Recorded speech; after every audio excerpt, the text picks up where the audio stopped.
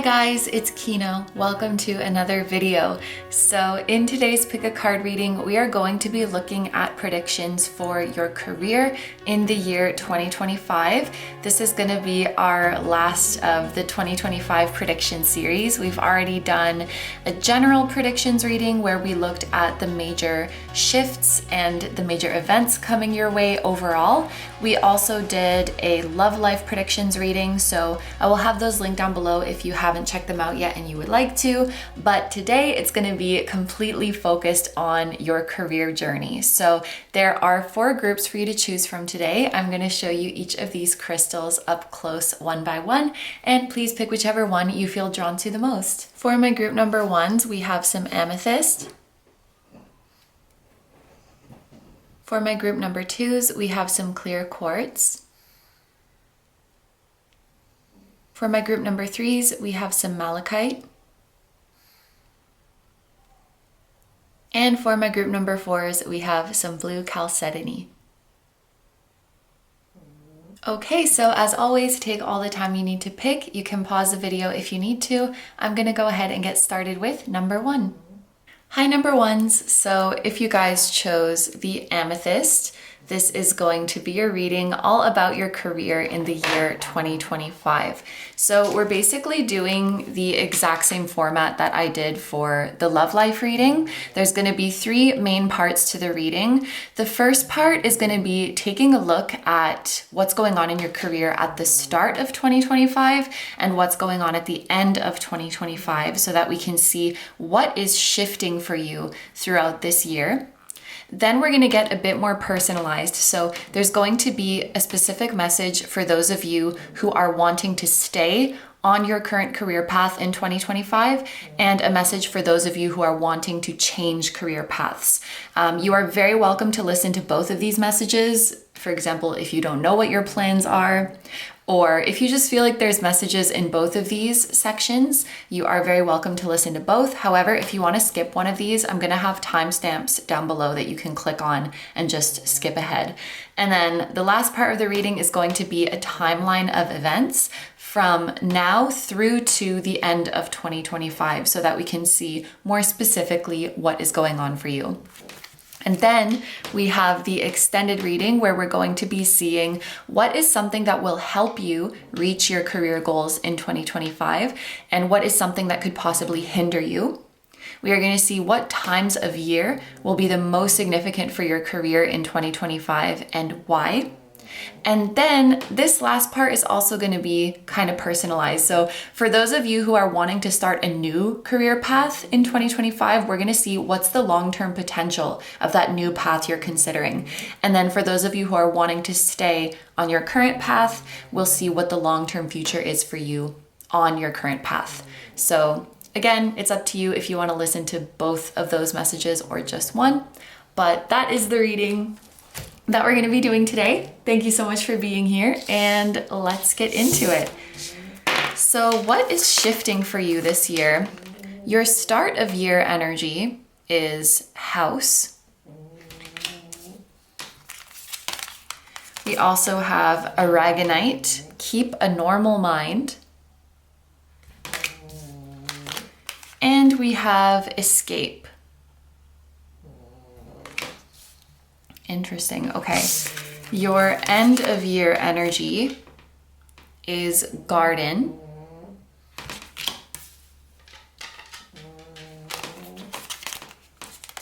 Azurite, increase intuition. And offerings. Okay. I think this is really cool, this transition from house to garden, because I imagine that the house in the garden card is this house. So we're kind of zooming out. I feel like by the end of 2025, you will have a much broader knowledge of your field. You will have had more experience in various different areas of your field. Maybe you're seeing it from a broader perspective. So for example, you're seeing the more behind the scenes part of your field, or you're seeing how your field is in different countries, in different parts of the world. It's like you're zooming out and getting a broader perspective, broader knowledge, and broader experiences on whatever it is that you're doing. That's really cool. I also think it's interesting that we have this message of escape, and we're going from being in the house to like out of the house and farther away. So for those of you who are in a situation in your career that you're wanting to get out of, especially something that has become boring for you, that you've just become too comfortable and there's no challenge, or if you're in a situation that feels stifling or restrictive or just like endlessly repetitive in any kind of way, I feel like you're going to be getting out of that. I just heard you're getting out of a funk. Okay, so for those of you who are like stuck in a rut and you just haven't really been feeling inspired in your career, you're definitely breaking free from that in the year 2025. I also think you could be doing something a bit more unconventional in your career by the end of the year, and especially incorporating spirituality or incorporating your spiritual abilities, because we have this card that's talking about having a normal mind. And like, what does that even mean? I think it means the status quo inside the box, whereas increased intuition, this feels more abstract. This feels more out there. So I think you're moving into a career or moving into a situation in your career where you are more intellectually stimulated and you are more spiritually fulfilled.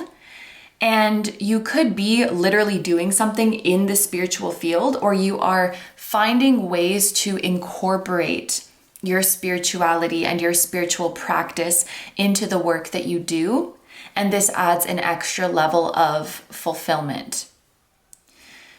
You are going to be engaging the more creative parts of your mind by the end of the year as well.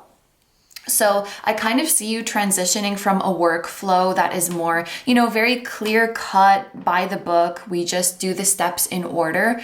By the end of the year, it's like you have more freedom to like come up with ideas and search for opportunities out of the box. Maybe there's a bit less of a clear roadmap. The more you zoom out, the more the rules get blurry, I'm hearing. When you're still learning something, you kind of have to follow the rules, but then once you gain a level of mastery, you realize that the rules are bendable to your will and you can be more creative. So there's some level of mastery and expertness that you are gaining in your field that kind of makes it such that the normal rules don't apply to you. You can kind of come out of the box and experiment more. And something that's coming to me really strongly right now is like Aquarian energy and Uranus energy. So I don't know if you have Aquarius placements or if Uranus is like doing something to you during 2025, but I'm just gonna leave that there. It feels like experimenting, genius, mad scientist kind of energy. You've been introduced to a whole new world. Like maybe you thought your field of work was just this house, and now you're like, wait a minute, there's a whole garden surrounding this house, and there's a whole forest surrounding this garden. Like, wow, this field is so much bigger and more diverse than I thought. It's a sign of you gaining a really advanced level of knowledge and understanding. Also, the word theoretical just came to me very strongly. We're getting more theoretical with it. I remember, I don't know what YouTube channel uploaded these, but they would have these really, really high level experts in their field explain a concept at 5 different levels of difficulty. So they start like, I don't know, let's say it's a physicist explaining gravity, and they start by explaining it to like a 5-year-old. And they're like, see, when I drop this, it falls on the ground. That's gravity. And then it goes to like a high school level, and then like a PhD student, and then a fellow physicist. By the time the fellow physicists are talking about gravity, you don't even know like what they're saying. Like, I feel like you're reaching that level where it just gets very theoretical, very abstract, and it's fun. It's really fun to talk to your peers about the different possibilities. And most people will just be listening to you like, I don't even know what's going on. I'm glad y'all are having fun though. I'm also thinking even in astrology, if you're explaining a basic level, it's like, I'm born in April, therefore I'm an Aries. But then when professional astrologers start talking, most people will be like, wait, that's astrology? I thought astrology was like, I don't like you because you're a Gemini. Like, it's just like you're speaking a completely different language. So I think you're reaching that very high level and things are getting really, really fun. Yeah, and offerings, gratitude is really the word that comes to my mind here. You may have some spirit guides, ancestors, or deities who are helping you on your career path, especially the fact that this is next to increase intuition. And this looks to me like an altar where you are making offerings. Any intentions that you set for your career are very likely to manifest this year.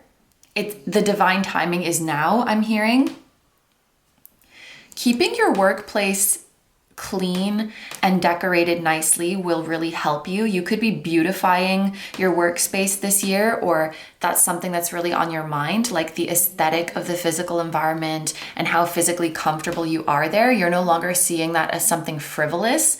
It's something very, very important for your everyday, for your focus, and for your well-being. This could also be you receiving some kind of gift. You could be receiving a bonus, a grant, an advance. I don't even really know what that means. Receiving an advance. I guess when you get paid in advance. I don't know. Yeah, receiving bonus gifts for the work that you do that you didn't previously receive. That could also be like tips or donations. And it's very specifically extra money. Not that you're necessarily owed, but that people want to give you because you are going the extra mile. Very interesting. Okay. Also want to point out that both of your crystals start with A. So the letter A could be significant. You could be like, I don't know, I'm thinking of straight A's, a straight A student. I just saw 1111 too. You're A1, 11A, sure. I meant to write 1111, but 11A could be significant, or A11. You're number one, you're the alpha. You're at the top of something. You're getting an A, or you're reaching level 1. We have the number 11 here too. All right, so now we're gonna get into your personalized messages. And we're going to start for those of you who are wanting to stay on your current path. So what am I trying to say? You're welcome to listen to both, but if you want to skip this message, if you're like, no, I definitely want to change paths, this message is not going to apply to me, you can skip with this timestamp, which I'll also have down below so that you can click it. But let's get into it.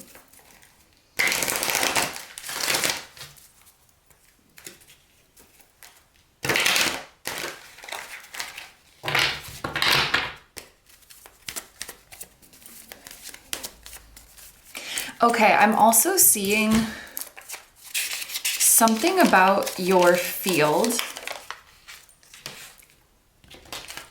I literally saw, maybe some of you guys are in math, because I literally just saw a graph and this is like years of experience that you have, and this is your ego. And it kind of goes like this. So someone who's just starting in your field, they're like, yeah, I don't know what the fuck I'm talking about. And then they've done it for a couple years. They start to get a bit cocky. Like, you don't even know that, bro. Like, you're still a beginner, bro. Like, oh, that's a common rookie mistake, man. Like, I would never do that. You get to like that level, and then you get more experience and you come back to, I don't know what the fuck I'm talking about. So I feel like your field, it's a very humbling experience to be in this field, and you go on this journey from being like, I know nothing, to I know everything, to then realizing you know nothing again. That's very interesting. That might be the first time I've drawn a graph in a reading. Let me know if you're in math or science or something where you have to look at graphs. I don't know, statistics.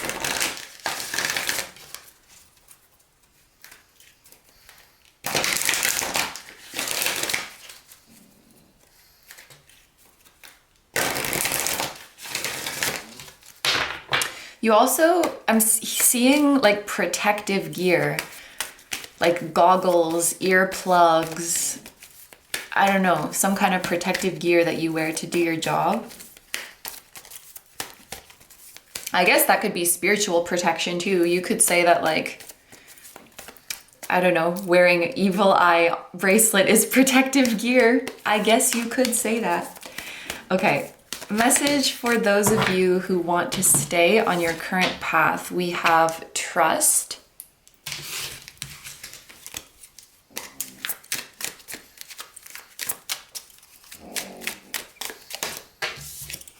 And why am I crying? Okay, for those of you who are staying on your current path, the year 2025 could be difficult. And honestly, that's the feeling that I was getting when I saw trust, because if you see the results right in front of your eyes, maybe it wouldn't really be asked of you to trust.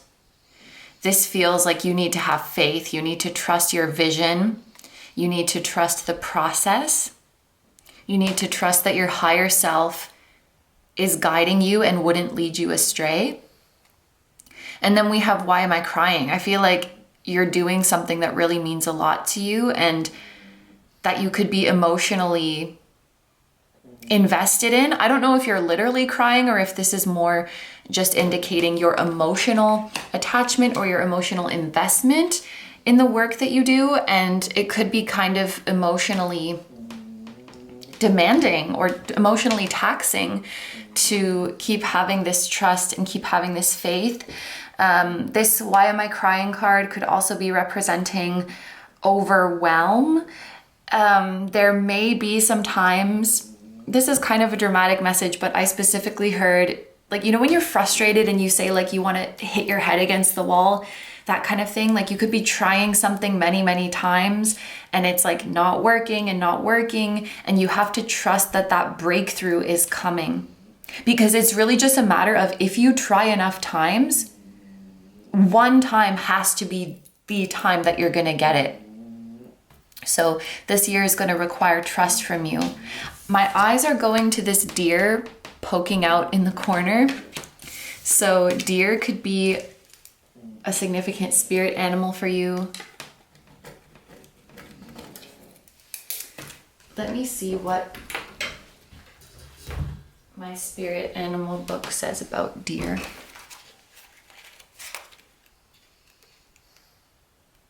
Here she is.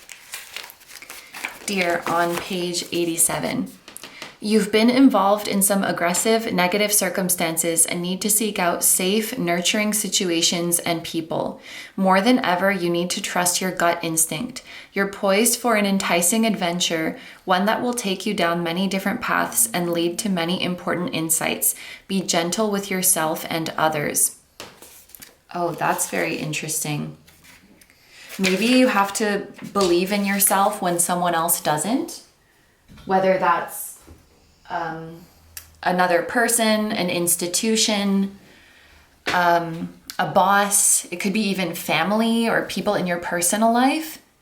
You have to trust and you have to believe when others don't believe in your vision.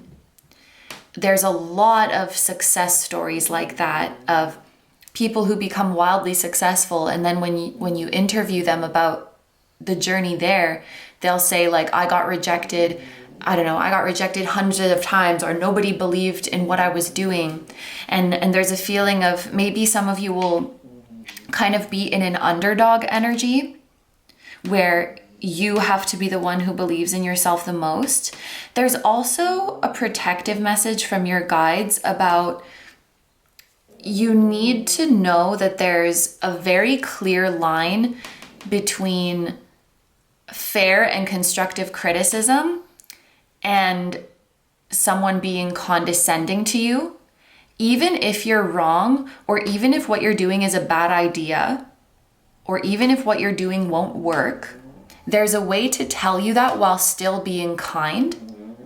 But some people like to hide behind tough love. Some people like to hide behind brutal honesty to just be rude, or even to be abusive in some cases, especially people who have like a power trip because they're in a higher position than you.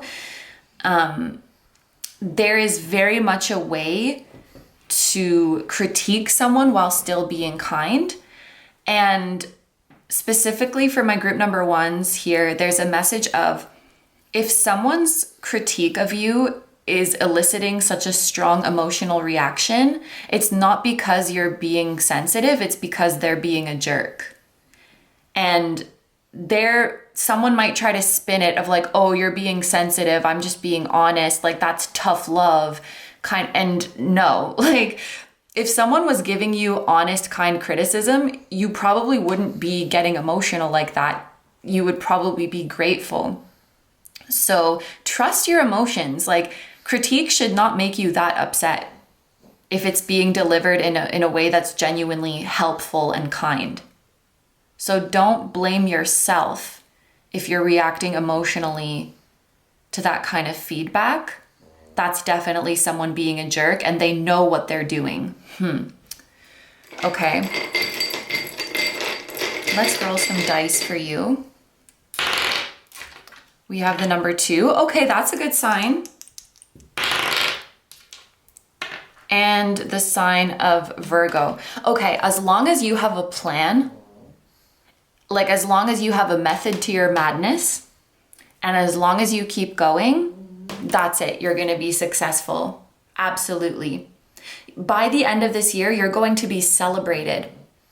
The reason I say this is because we have Virgo in the 2nd house. That's a Leo ascendant. Leo ascendant is taking the center stage. Leo ascendant is going to be in the spotlight. I'm not saying obviously you are a Leo rising, but that's the energy that's coming out. You are coming up. You're on the come up.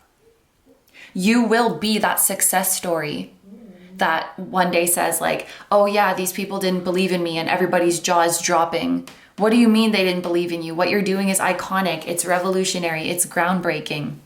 Yeah, they didn't believe me. As long as you stick to your plan consistently, you will be successful. You should stick to your current plan. You can make tweaks to the plan, but you can make tweaks to your approach, but don't jump back and forth between different approaches, because your success requires you to stick to the same approach consistently. Tweaking is okay. Completely changing the approach, I think, might work against you. Okay, I just had to turn on the AC because it was getting hot in here. But now we are going to move on to the message for those of you who want to change career paths. So if you would like to skip this message, then this timestamp is going to be down below for you to click and skip ahead. But you are welcome to stay for this message, as there might be something here for you. So let's see, what is the message for my group number ones who want to change career paths in 2025?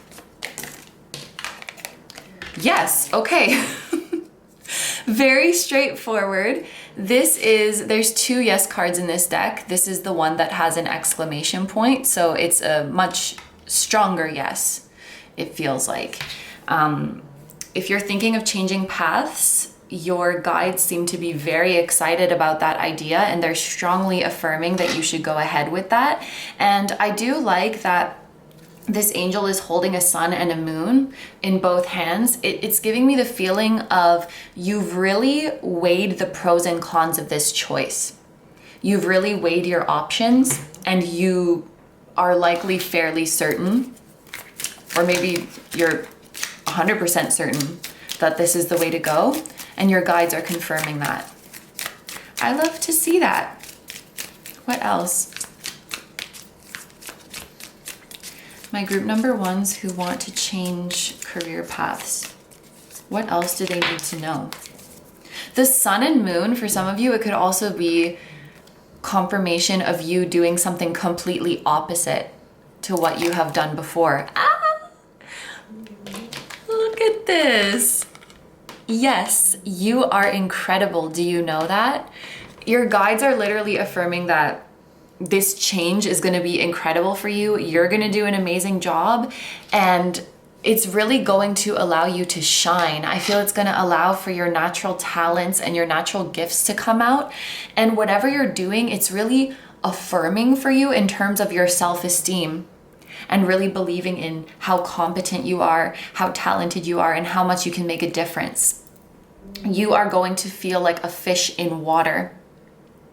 Exactly where you're meant to be, in your element. So perhaps some of you watching this part are thinking of changing career paths, and you know what you want to change to. And so this is your guides confirming like, yep, you're right on the money. That's exactly what you should be doing.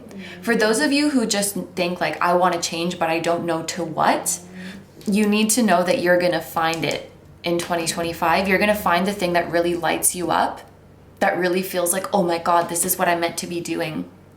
And I would even say, if you're still in the process of searching for this new path, you will know it's the right path for you when you feel like this. So if it's like oh yeah, I don't know, maybe I could try that out. If it's a lukewarm yes, if it's a maybe, then it's a no. Because whatever new path you're meant to be on in 2025 is going to make you feel like yes with an exclamation point. It's going to make you feel like, oh my God, this is incredible. I must do this. You could even become obsessed with it, but not in a bad way. Not obsessed in like it's affecting your mental health. I mean, any free moment you have, you want to learn more about this path. You want to be doing it. It feels like you're really excited and really enthusiastic about it. And it's going to be one of those things that makes you lose track of time. There's some things that when I'm doing them, I'm like, holy crap, has it been like 3 hours? Has it been 4 hours? What the heck? And it's kind of scary when you feel time passing that quickly. And it's just because you're so focused and you're so engaged and you're having so much fun. So that's what you're going to be finding in 2025. Or for those of you who already have a specific new venture in mind, that's what this is going to be for you. I'm so excited for you. Okay, let's roll a couple of dice. Yeah, we have Sagittarius. So there's going to be a lot of room for growth and expansion on this path. Probably more so than the path that you were previously on. It's one of those things that's kind of limitless. You could take it as far as you want to in terms of your level of knowledge, in terms of like what level of society you do it at. I don't know what that means. I guess I'm thinking of, I was using astrology as a previous example. You could be a casual astrologer just doing readings for your friends, or you could be an astrologer for like the world's elite kind of thing, you know? There's that kind of sense. In terms of your client base, your customer base, you could go really high up, basically limitless. There's no shortage of demand. It's always going to be in demand.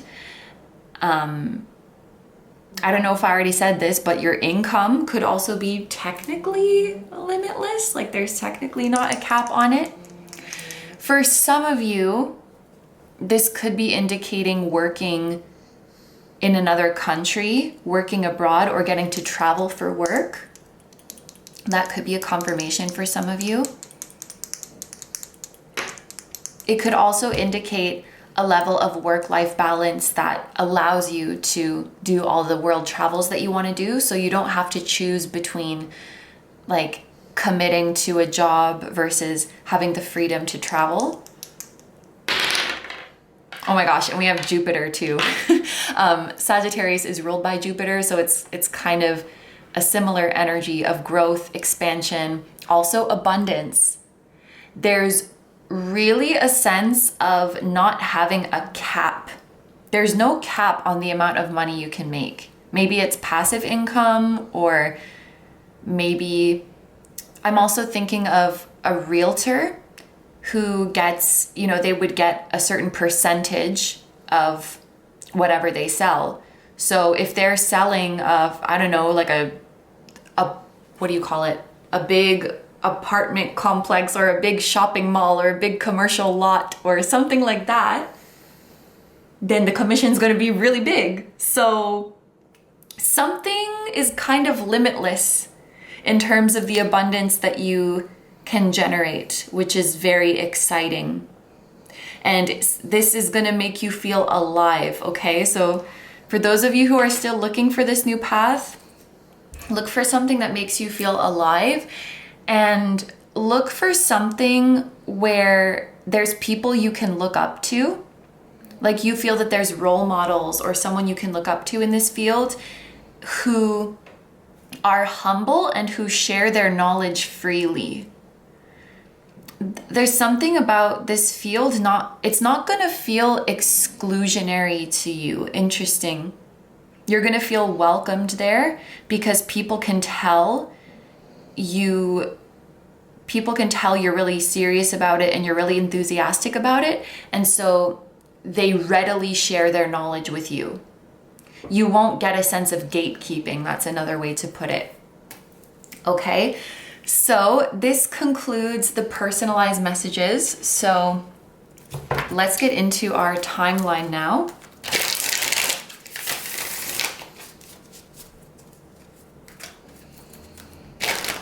Our timeline of events. I want to shuffle one more time.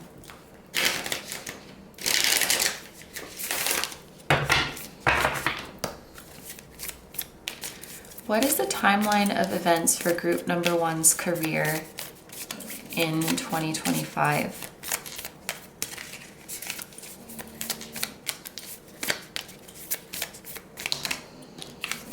We have the Devil.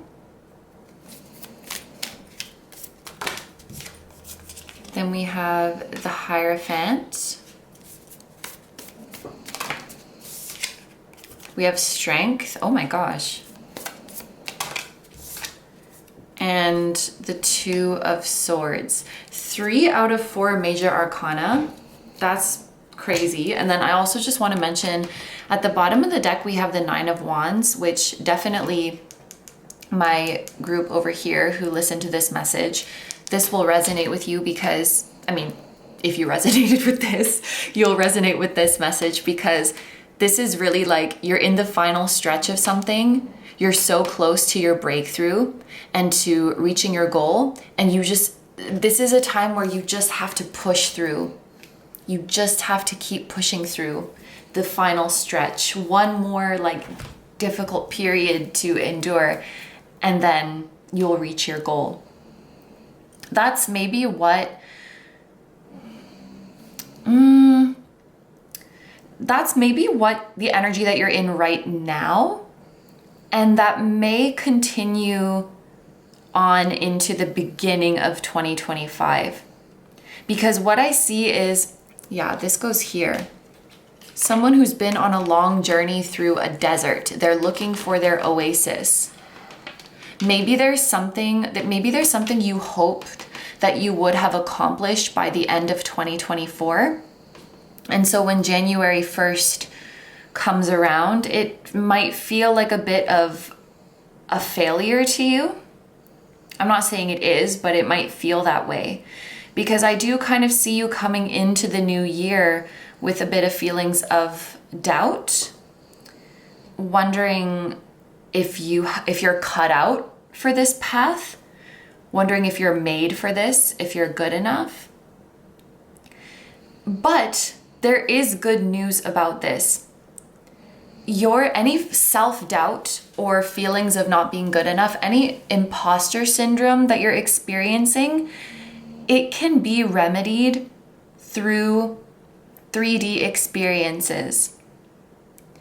It's not just, it's not primarily an emotional or a spiritual thing is the way it's coming through. If you're feeling not good enough, or if you're feeling an imposter syndrome, it's not an emotional thing. It's a practical thing that can be resolved with practical action. So if you're not feeling confident in your abilities, if you practice more, that will go away. If you educate yourself more, if you learn more, that will go away. Yes, I think affirmations and shadow work and things like that can definitely help. But when you back that with 3D actions, when you back that with taking practical steps, it's gonna really, really convince your brain that you know what you're doing and you know what you're talking about. Because you do. I think it's much more difficult for, we all have that sneaky part of our brain that wants to make us feel like shit for whatever reason. And I think it's very much more difficult for that sneaky part of your brain to convince you if you have hours of practice under your belt.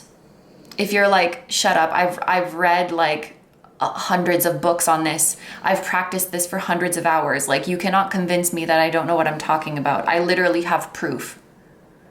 Look at all of this work I've done. Look at all of this studying. Look at all of this practice. The evidence is stacked against you, unfortunately. And so that part of your brain has to shut up, versus just saying like, no, brain, you don't know what I'm talking about. I'm amazing and beautiful, which is also important. But when it's backed with the irrefutable proof of all the hard work you've put in and the hours you've poured into it, that condescending part of your brain does not stand a chance. So there's some actions you're taking throughout the first half of this year that makes your inner critic quieter and quieter and quieter. And it's through like doing something, reading, practicing, studying, training, so that, and you also, it feels like you would get less nervous, or you would have even, you'd be able to recover from stage fright and things like that. I'm not nervous. I've practiced this front to back a million times. I could do this with my eyes closed. So you're really cheating yourself if you're only trying to solve insecurity with affirmations, or if you're only trying to solve it with spiritual work, because that's just one piece of the puzzle. It needs to be backed with that practical, just repetitive, consistent practice. And then you will never believe your inner critic anymore. You have so much proof. Your body remembers. Your body remembers how good you are at it. Your body remembers how much time you've put into it. So I feel like in the first half of the year, you're kind of going beast mode. That specific word is coming into my mind. You're going beast mode and training and practicing like crazy and getting really, really good at what you do. And so you would never doubt yourself again. And you're very educated. And oof, I just got so satisfied right now, because I had this image of somebody thinks that you don't know the conventional knowledge. Somebody thinks that you don't know the textbook knowledge, that you don't know the tried and true method, and then you school them. You're like, actually, I've read that book 3 times, and on page 62, it says blah, blah, blah, blah, blah. So you're not going to tell me that I don't know. And then they go and cry in the corner. That could be very specific for some of you, that you have a really satisfying moment of telling someone off who wants to underestimate your knowledge. Whereas before it would have made you insecure and triggered your imposter syndrome, and you're like, no, now I'm prepared. I know the research paper that you're referencing. I actually had lunch with the person who wrote that last week. So like there's something like that you just get to, I don't even know what it is, but I feel so satisfied. It's like the underdog is coming up. That's your theme for this year. The underdog is coming up. So you're in beast mode, like you're locked in for the first half of this year and you're preparing. And look at this. This is you. Now you're the lion confidently walking through the desert because you believe in yourself. Woo. You are transforming from this human to a lion. Now you are a beast. You are a beast in your field. You're very, very powerful at what you do. But you're not becoming cocky. We've seen that for sure. But a quiet confidence in your beliefs. You're very cool. If you don't mind me saying, group number one, your aura is very cool because you're developing this level of confidence that you don't need to prove yourself to anyone. That it's literally that expression of the lion doesn't, The lion doesn't worry itself with the opinions of sheep. The lion does not care what the sheep are saying. You know? And the lion doesn't feel the need to go over and prove to the sheep how much bigger and stronger they are. They don't have to. It speaks for itself. Your power speaks for itself. Your intelligence speaks for itself. The results of the work you put out speaks for itself. You don't care if there's some sheep over there talking smack or questioning you. Like, it's cute. You just keep to yourself and you keep doing what you're doing. At the end of the year, we have this Two of Swords energy. So I wonder if this is you. You're definitely reaching a level of mastery in the second half of the year. So at the end of the year, you could be kind of debating what you want to do. Do I want to start another venture on this same path? Do I want to do something different? I'm also seeing, and this is probably very metaphorical, so you might have to interpret this to fit your own situation. But I'm seeing a lion who is climbing a mountain because at the top of the mountain, there is some enemy that they want to face. So they're training and they're hustling and they get to the top of the mountain. And now that they're up there, they're like, it's kind of pretty up here. Like, I don't know if I even care about facing that enemy anymore. I think I'll just leave them alone and focus on the beautiful view up here. What could that mean? Maybe there's like someone you wanted to prove wrong, or you were climbing the mountain with a specific goal, but once you get to the top of the mountain, you realize that maybe you don't really care about that goal anymore. And maybe you want to do something different. Another example coming to my mind is someone who really wanted to become a millionaire so that they could buy their dream home by the beach. But then once they become a millionaire, they're like, I don't really care about that beach house anymore. I think I'm going to donate my money. Or like, I think I'm going to get smaller homes in different parts of the world. It's like the process of going through the steps to reach your goal and how that changed you, how that kind of shaped you, makes it such that once you reach your goal, you don't even really care as much anymore. And it's kind of ironic because it was the hunger for that goal that fueled you through the journey, but it was the journey that shaped you into not caring about the goal. So you might find that once you get there, your priorities shifted. And you still get the goal, don't get me wrong. You still get it. You still get the fruits of your labor, but what you want to do with those fruits. I think at the end of the year, you might be reconsidering that. I hope that makes sense. I feel like that was a bit hard to explain in a concrete way, but this is what I am seeing for my group number ones in their career. So we're gonna go into the extended now, where we see what is something that will help you reach your career goals. And what was that? Oh, it was, I dropped a pen, full circle moment, gravity. Sorry. So we're gonna see what is something that will help you reach your career goals in 2025 and what is something that could possibly hinder you. We're gonna see what times of the year will be the most significant for your career in 2025 and why.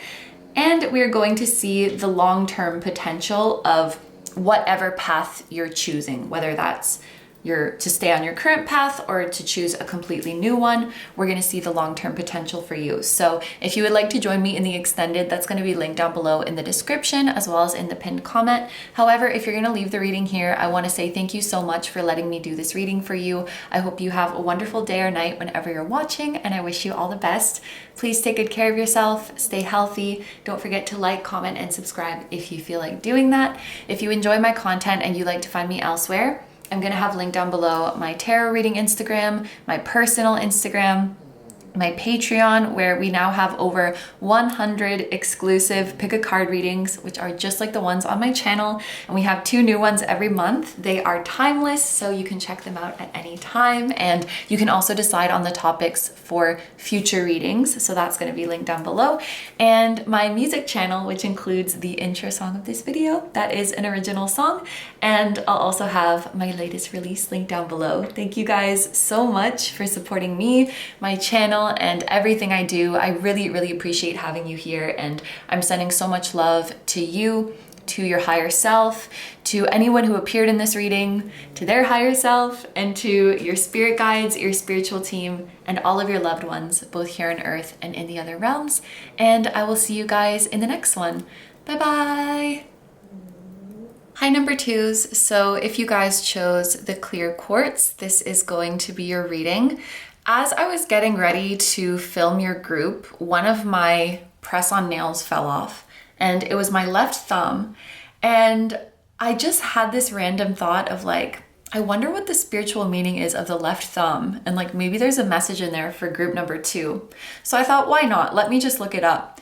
And as soon as I went to open my phone, it was 12:12.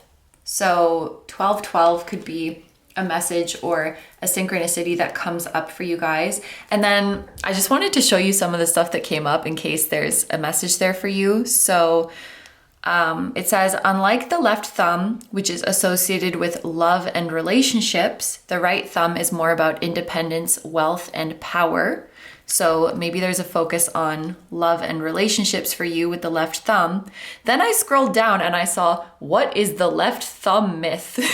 And that was very intriguing to me. So I opened it up and it says, there is no scientific evidence to support the claim that your soulmate's initial is carved on your left thumb. No duh. But I didn't know that that was a thing that people believed. Some people believe that there is a spiritual connection between 2 people who are meant to be together. So I thought, okay, that's interesting. This is talking about the left thumb being associated with love and relationships. And then we have this message about there's a myth that your soulmate's initial is carved in your left thumb. So something about relationships and soulmates could be significant to this group. I did write it down in case you wanted to make a note of that. If you have been seeing letters over and over again in your day-to-day life, they could be initials of a soulmate. Maybe for fun, you want to check your left thumb and see if it looks like there's any letters on there.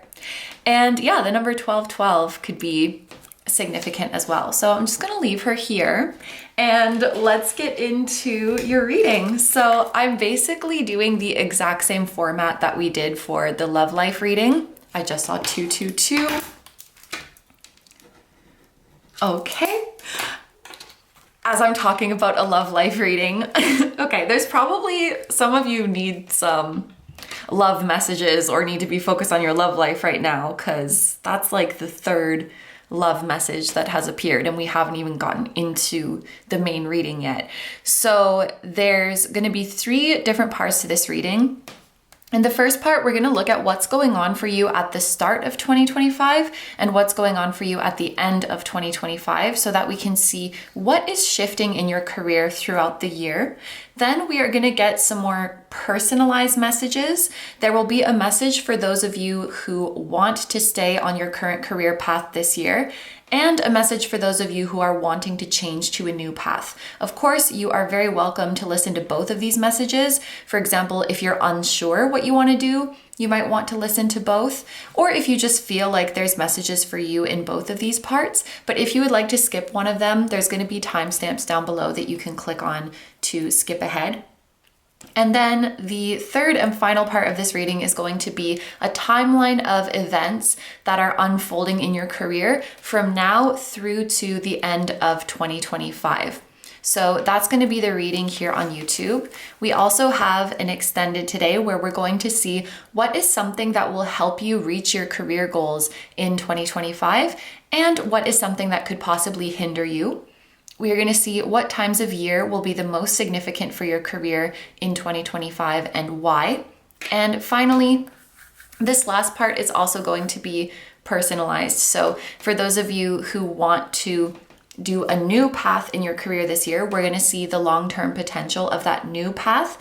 And for those of you who want to stick to your current path, we're going to see your long-term future in that current path. So again, that will be up to you if you want to listen to both of those messages or just one of them. But that is the full reading that we're going to be doing today. Thank you so much for being here, and let's get into it. So let's see what the major shift is for you in your career this year. We are starting off with the Rider. Then we have Aquamarine, Give Courage and Confidence. And Pixie Dust. Then for your end of year energy, we have the Cross,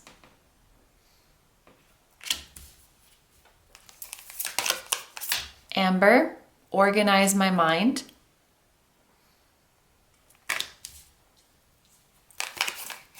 and Annul.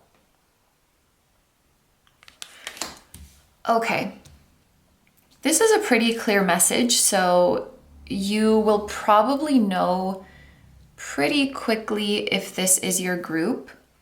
I did notice that this is the equivalent of the Nine of Cups, this Nine of Hearts card here. So there is a wish coming true for you in your career that marks the start of a new chapter. And we also have the Six of Wands here because this is the Six of Clubs. So you have double Jupiter energy. This means that there's going to be unprecedented levels of growth in your career this year. 2025 is going to be a year of huge growth. I'm even hearing the word explosive growth. And it's going to be a lot. If I'm being honest, it's going to be a lot. I feel that there's some sort of news or communication that is coming in that marks the start of this new chapter. You're receiving good news about a wish or a dream of yours. You're being accepted for something. You're being selected for something. And that catapults you into this new and exciting journey. And with Pixie Dust here, I feel like this is going to feel very magical. It's going to feel like a very magical and surreal time of your life because it's a big dream of yours that is finally coming true. I just wanted to say after all these years, maybe that's for some of you, like years of wishing and hoping and working towards this, and it finally feels like you made it, like it's finally happening for you. There's heavy Six of Wands energy here as well because this is the Six of Wands, and then we have this person riding in on a horse, which is the image we normally see in the Six of Wands. So there's a strong energy of victory, of being very proud of yourself, and of receiving a lot of recognition from others. You could be growing a very big following around this time, gaining a lot of followers, a lot of fans, gaining a lot of new customers. There's a lot of new faces who are interested in what you're doing. You're getting a lot of people's attention. If that's not really your vibe, rather than this being public recognition, it could just be within your field or within your niche. But definitely your name is becoming very well known. And people, wow, I'm specifically hearing people would be foolish not to want to work with you. That's probably how they're talking about it in your field. Like group number 2, you'd be a fool not to check them out. You'd be a fool not to follow what they're doing. Like you're doing something very impressive to many people. And it really feels like magic for you. It feels like a dream come true. Maybe you tried some new manifestation method and it worked, or you tried a new approach and it just worked like magic. You had the magic touch, you have the secret sauce.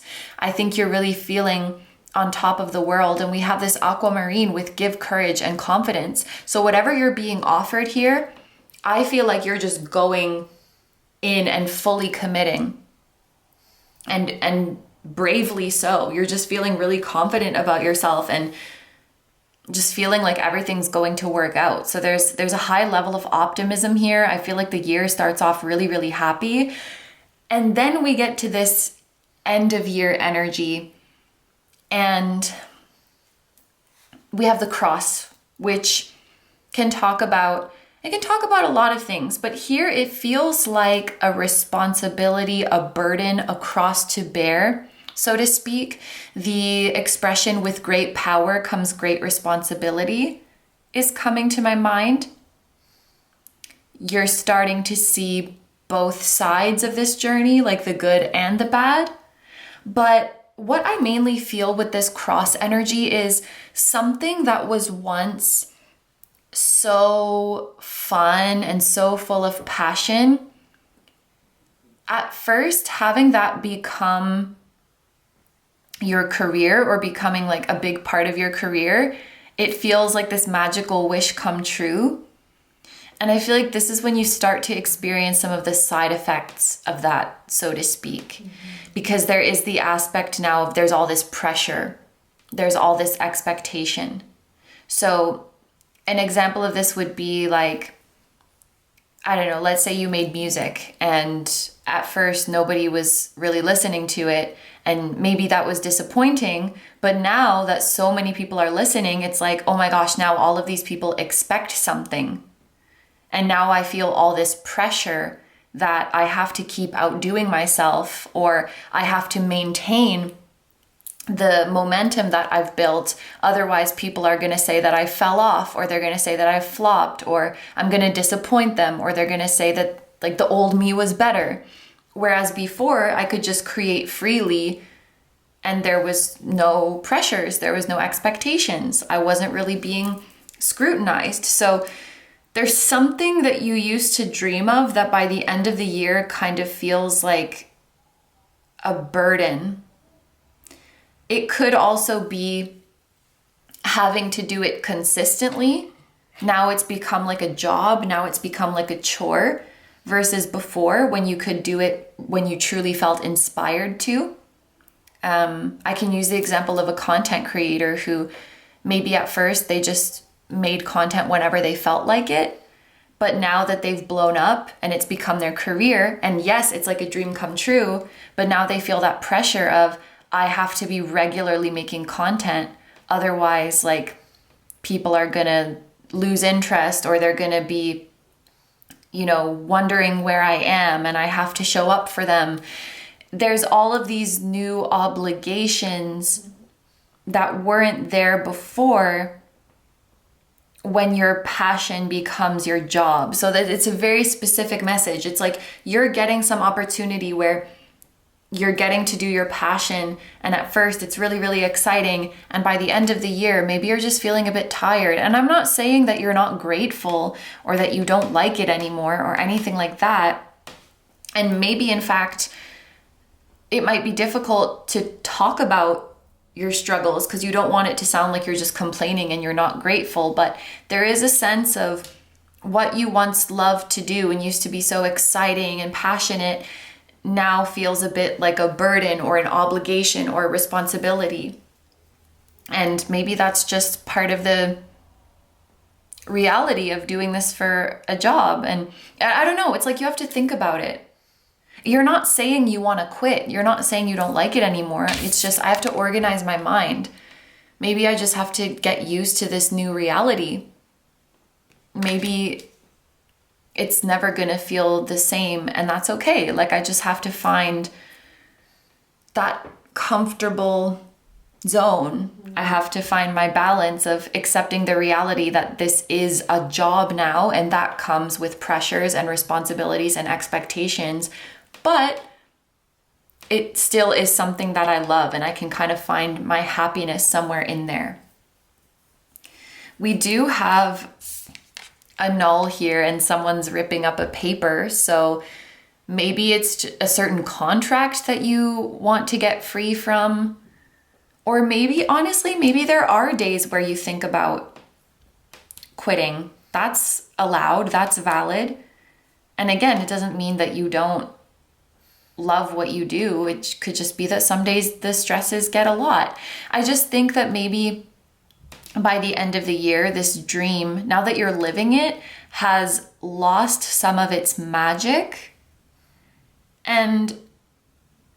But that doesn't have to be a bad thing. It's just like a honeymoon phase is over and now you're in the reality of it. And you're realizing I still have the same stresses as anyone else. It's just, like things are different now. I still love what I do, just things are different now. Interesting. So yeah, this one is super specific. Also, group number 1 had this as well, but both of your crystals start with A. So the letter A could be significant. For some reason, I'm thinking of blood type A, which I didn't think of that for group number 1. So maybe that's just specifically for you. There could be something with your soulmate's initials, with their blood type, with their birthday. I don't know. These numbers, 1s and 2s, are coming up. Yeah, so let's get into your personalized messages now. I'm going to start with a message for those of you who are wanting to stay on your current career path. So you're welcome to stay for this message, but if you're like, no, I definitely don't want to stay on my current path, I want to skip this part, you can skip with this timestamp, which I'll have down below. So let's get a message for my group number 2s who want to stay on their current career path.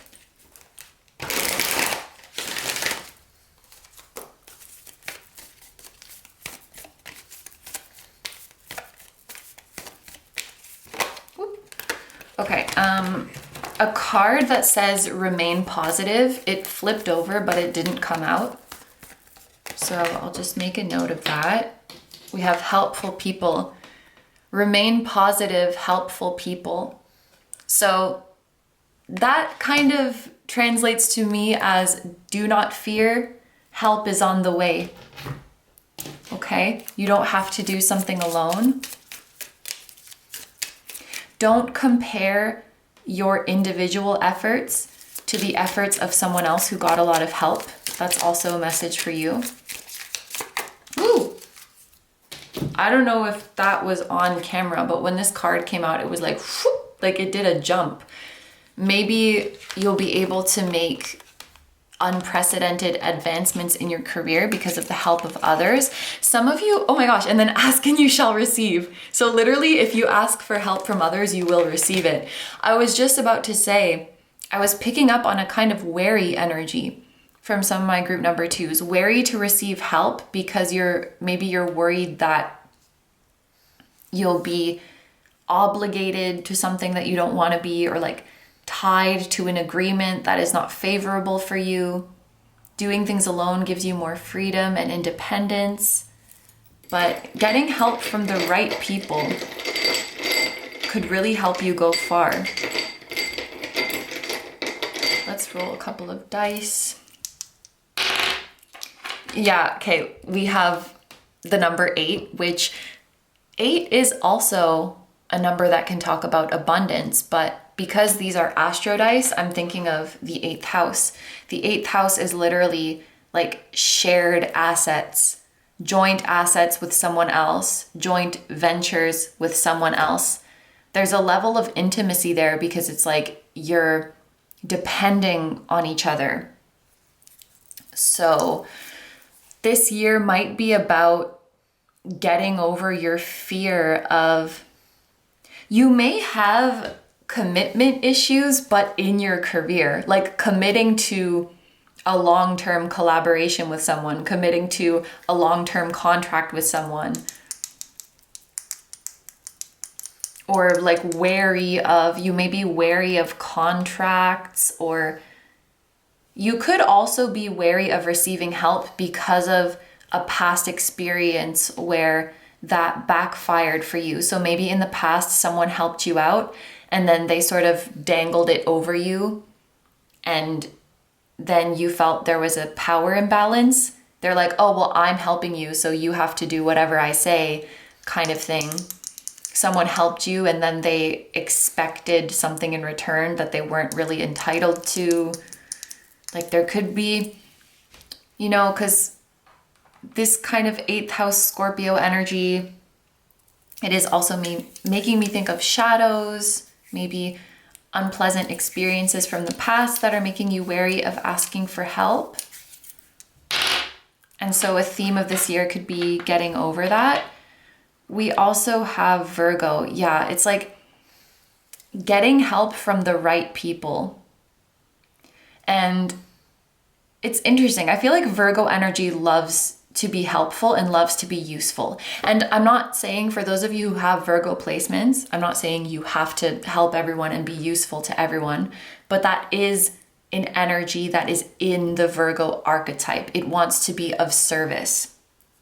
It wants to be of use to others. So I think you will find people who truly want to help you, not because they're trying to create some kind of weird power dynamic, not because they expect you to give something in return, but just because they want to help you. They see potential in you, and they see simple tweaks that you could make to your work that would help you go a long way. So they're helping you just because they genuinely want to see you succeed. And a lot of this helping will come from them sharing their knowledge and helping you tweak things, helping you adjust and brush up on things. So easy example of this is like, wow, your resume is really impressive, but you should write the cover letter more like this. You should change this part. You should take that part out. They're really just helping to brush up on what you've already done and sharing. Maybe they're sharing some kind of insider knowledge with you as well, because the 8th house, it can be things that are hidden.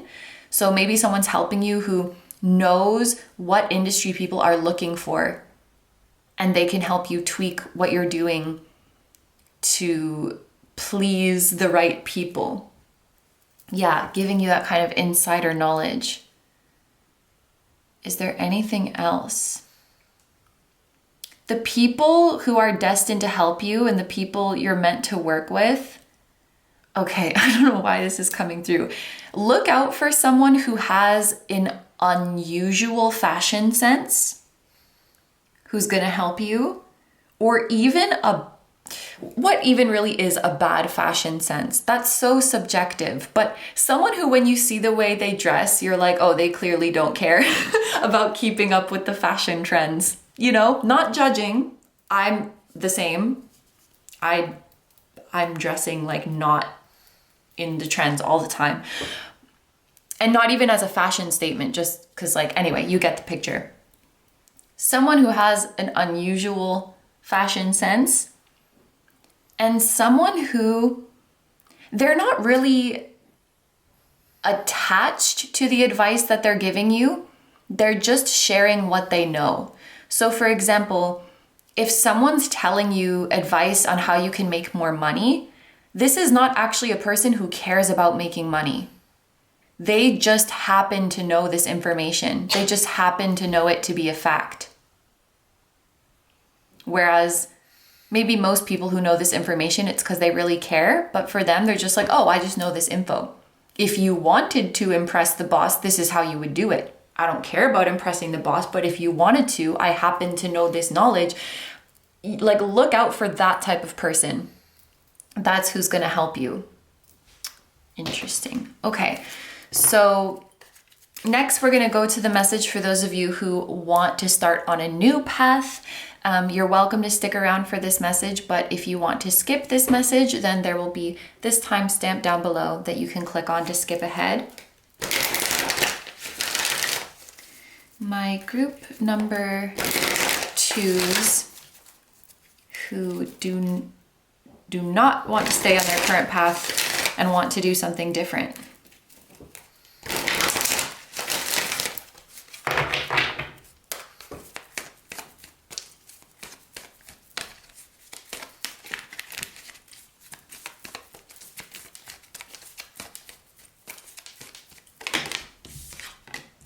Ask your angels.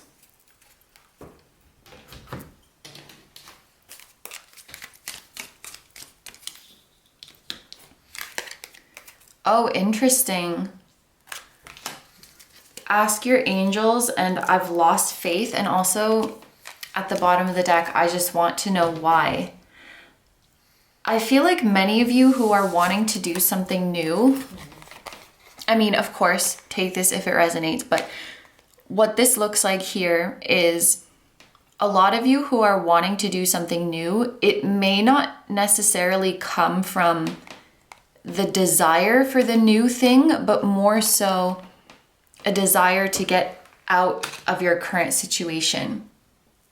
Like you want to do something new because your current situation is maybe not fulfilling you like it used to. I feel like that's what this I've lost faith is talking about.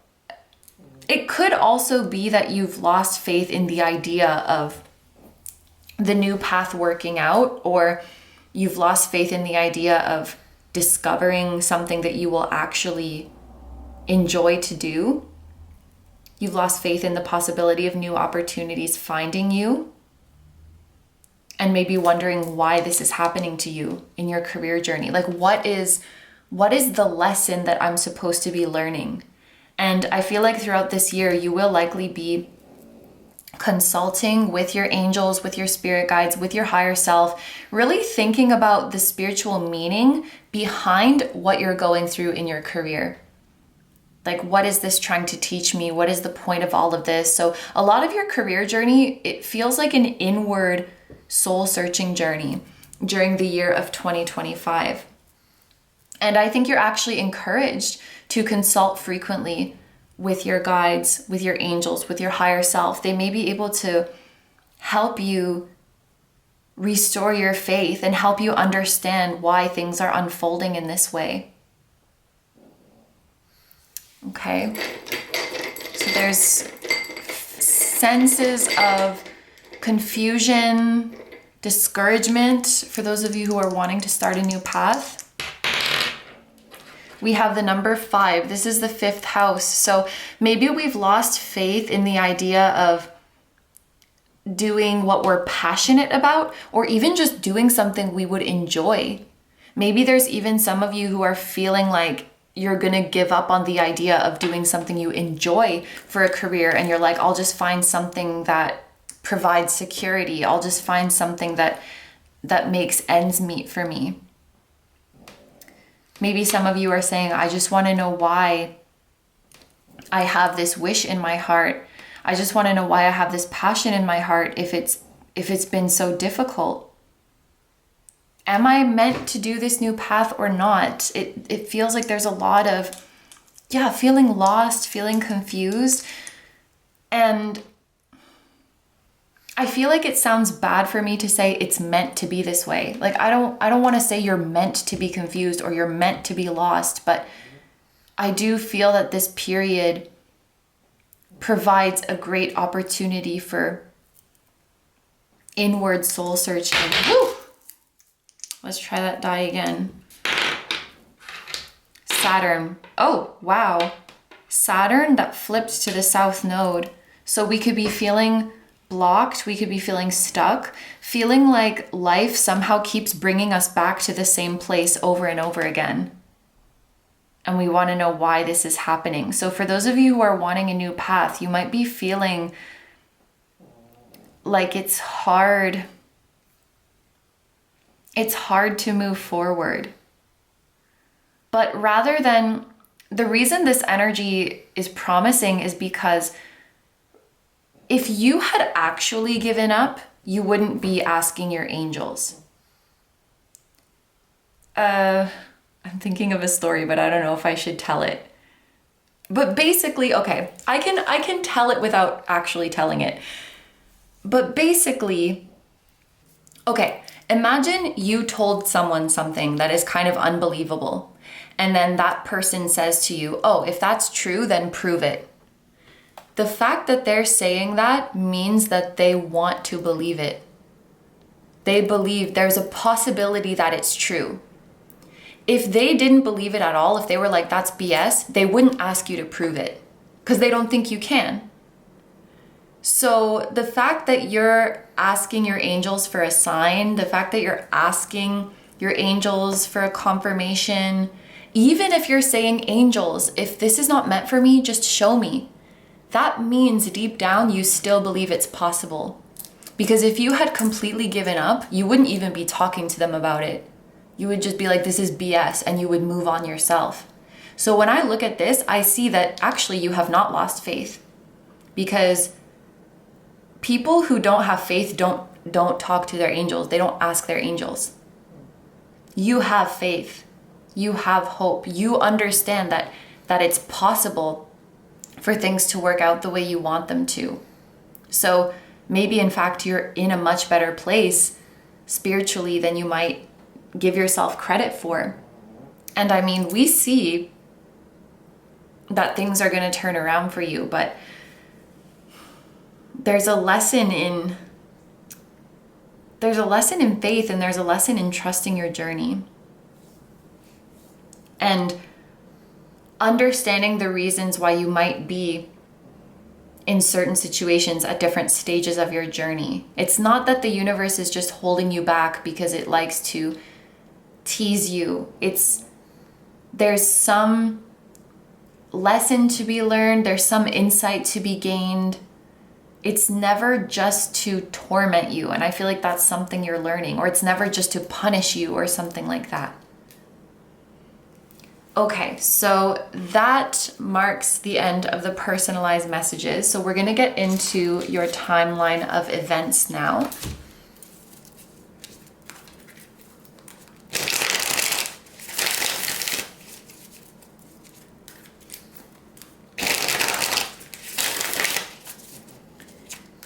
Okay, group number 2's timeline of events from now through to the end of 2025.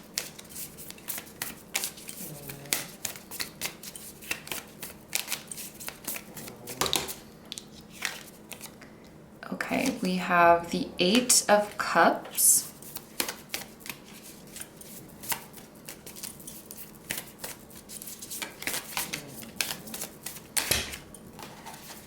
We have the, oh my gosh, the 10 of Pentacles fell into my lap, literally. So that's a very good sign.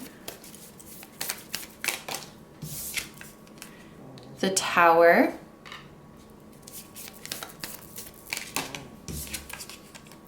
And the 5 of Cups. And at the bottom of the deck, we have the Wheel of Fortune. I'll put that here. Okay, this 8 of Cups then followed by the 10 of Pentacles falling into my lap is a very clear message. 10 of Pentacles, that represents the height of your success. That represents the height of your wealth and abundance. And it's happening when you've emotionally, because this is a Cups card, when you've emotionally walked away from something. So this could look like you've surrendered the outcome. You've stopped trying so hard. You've stopped trying to force or control things, and you just let go. And it sounds cliche, but you have to understand this literally fell into my lap. And there's that expression when you manifest something seemingly out of nowhere, it just fell into my lap. And so that's what's happening for you. When you surrender, it falls into your lap. The physical manifestation of your wish. The Tower, seeing this here is quite significant for me because when I was doing group number 1's reading, there was a different Tower card where the tower was actually falling apart. In this tower card, it is not. So this represents something that is built on a sturdy foundation. I love that we have this imagery of the tree being rooted into the ground, and this building even looks like it's rooted into the ground. So whatever tower you've built, nothing can knock it down. It can withstand storms. So you have staying power. That's what this is. The success that you're gaining this year has staying power. So something you need to know is that you're not going to be a one-hit wonder, so to speak. You know, you're not going to have this random lucky streak of success for a few months or for a year and then it goes away. The success and the financial wealth that you are building right now has staying power, and it can withstand bad times. So I don't know, like a recession, for example, or a slow month in business, things like that. You can withstand those kind of things. If you get sick and you take some time off, if you want to take a vacation, your business and your wealth is not going to suffer. It doesn't require your constant attention. Just like a tree, I don't know anything about growing trees, but maybe when it's a seedling, it needs a bit more attention. And then once it's a big old tree, it can kind of do its own thing. So you've built something up to the point that it no longer requires your constant attention. I think I used a content creator as an example earlier in this reading. So this would be like the energy of someone. Maybe at first they need to put things in really consistently to maintain their, I don't know, their channel. But once they become really, really big, like I'm even thinking there's some big creators that I follow and they could put out a video like once a month. And oh wait, this is actually a really good sign. They can put out a video once a month and people will still watch it. Or a famous singer who can disappear for a few years, and when they come back, everybody wants to listen to their stuff. That's the kind of staying power that you will have. Okay. But maybe you don't realize that you have it because you're feeling stressed out. So the only one who can free you from this stress is yourself by taking a leap of faith. You don't see that you have this staying power. The 5 of Cups, it represents often like focusing on the negative.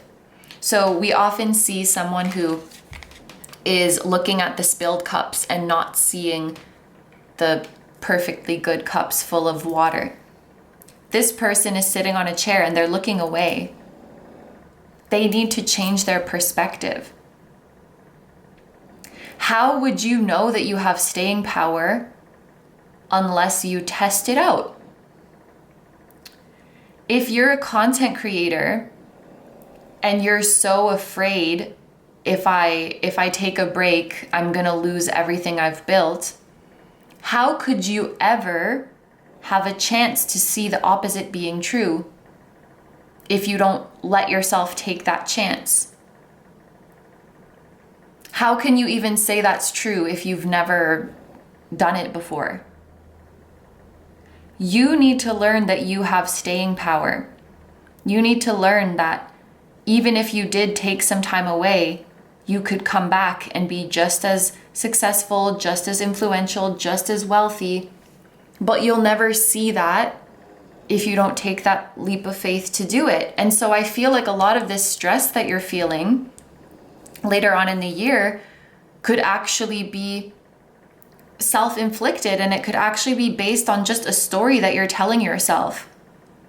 It's like, if I told myself this story of like, I could never take a break from KINO Tarot because it will completely die if I take some time away. And that's just a story that I tell myself. And then because I believe that story, I never take time away, and then I get stressed out, and the stress just perpetuates. Whatever burden you feel, and I don't want to say it's not real, but whatever burden you are feeling about doing your passion for a living may very well just come from a story that you've told yourself and you're assuming that it's true. I also use the example of a musician who's feeling all this pressure now that there's so many people listening to them. They feel so much pressure. They feel like, I can't experiment anymore. I can't have fun anymore. I just have to make what's going to be commercially successful because that's what the people expect from me. Maybe that's just a story they're telling themselves. Maybe if they take the risk and do the experimental thing they want to do, it will be received well. So these things you're stressed out about, you don't even know if it's true. That's the biggest takeaway. You don't even know if it's true, and there's only one way to find out. And that's by taking a risk and doing the thing you really want to do. So be careful of the ways in which you might be perpetuating your own stress and kind of holding yourself prisoner to these things you've decided, I have to do this, and if I don't do it, I'm going to lose everything I've built. And that's why this is so stressful. You're not going to lose everything you've built. Try it. Try. It sounds risky. I know, it sounds scary. Try letting your tower withstand a storm. You will see that it does, in fact, withstand the storm. Your seat at the table is not as fragile as you think it is. The success that you've built is not as fragile as you think it is. And you thinking it's fragile is keeping you prisoner. That's a big theme and a big lesson for this year. And it's when you can change your perspective and take this risk that the tables will turn again, and you can go back. You can go back to feeling this magical pixie dust energy. You can go back to feeling this aquamarine courage and confidence energy. But I think you have to be the one to free yourself and realize what is really true about this field and what is really true about my success and what is just something I tell myself and assume it's true. There's some stories are not helpful that you repeat to yourself. Yeah, staying power, that's your word. So those are all the messages for my group number 2s. We will take it into the extended now, where we're going to see what is something that will help you reach your career goals this year and what is something that could possibly hinder you. What is going to be the most significant time of year for your career in 2025 and why? And then finally, your long-term potential for the path that you're going to be on, whether that's a new path that you're choosing or the current path that you're staying on. So if you would like to join me in the extended, that's going to be linked down below in the description as well as in the pinned comment. However, if you're going to leave the reading here, I want to say thank you so much for letting me do this reading for you. I hope you have a wonderful day or night whenever you're watching, and I wish you all the best. Please take good care of yourself, stay healthy. Don't forget to like, comment, and subscribe if you feel like doing that. If you enjoy my content and you'd like to find me elsewhere, I'm going to have linked down below my tarot reading Instagram, my personal Instagram, my Patreon, where we now have over 100 exclusive pick a card readings, which are just like the ones we do here. And we have 2 new ones every month. They are timeless, so you can watch them at any time. And you can also decide on the topics for future readings. So I will have that linked down below, and my music channel, which includes the intro song of this video. That is an original song, and I'll also have my latest release linked down below. Thank you guys so much for supporting me, my channel, and anything I do. I really, really appreciate having you here, and I'm sending so much love to you, your higher self, to anyone who appeared in this reading, to their higher self, and to your spirit guides, your spiritual team, and all of your loved ones, both here on earth and in the other realms. And I will see you guys in the next one. Bye-bye. Hi, number 3s. So if you guys chose the Malachite, this is going to be your reading all about your career in the year 2025. We are basically going to be using the exact same format that we did in the Love Life reading. So there's going to be 3 main parts to this reading. In the first part, we're going to see what's going on for you at the start of 2025 and what's going on for you at the end of 2025 so that we can see what is shifting for you throughout the year. Then in the second part, this is where we get into the personalized messages. So there's going to be a message for those of you who are wanting to stay on your current career path in 2025, and a message for those of you who are wanting to change paths. Of course, you're welcome to listen to both of these messages. For example, if you are unsure of what your plans are, you might want to listen to both, or if you just feel like there's messages for you in both parts. But if you would like to skip one of these messages, I'm going to have timestamps down below that you can click to skip ahead. And then the third part of the reading is going to be a timeline of events from now through to the end of 2025, so we can see more specifically what is going on for you. And then we also have an extended reading today where we're going to see what is something that will help you reach your career goals in 2025 and what is something that could possibly hinder you. We will see what times of the year will be the most significant for your career in 2025 and why.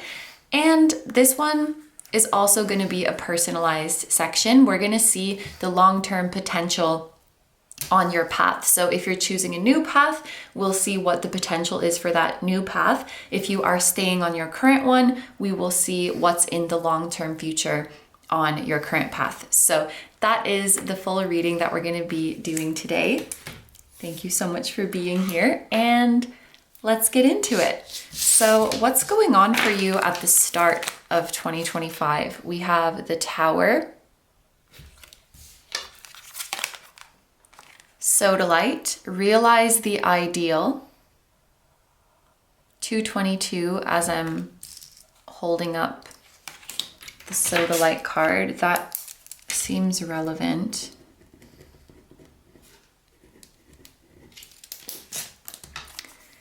And we have, oh my gosh, the number 22. So 22, 222, repeating twos, that's coming through as important. And it says Love Potion. For the end of the year energy, we have Lady,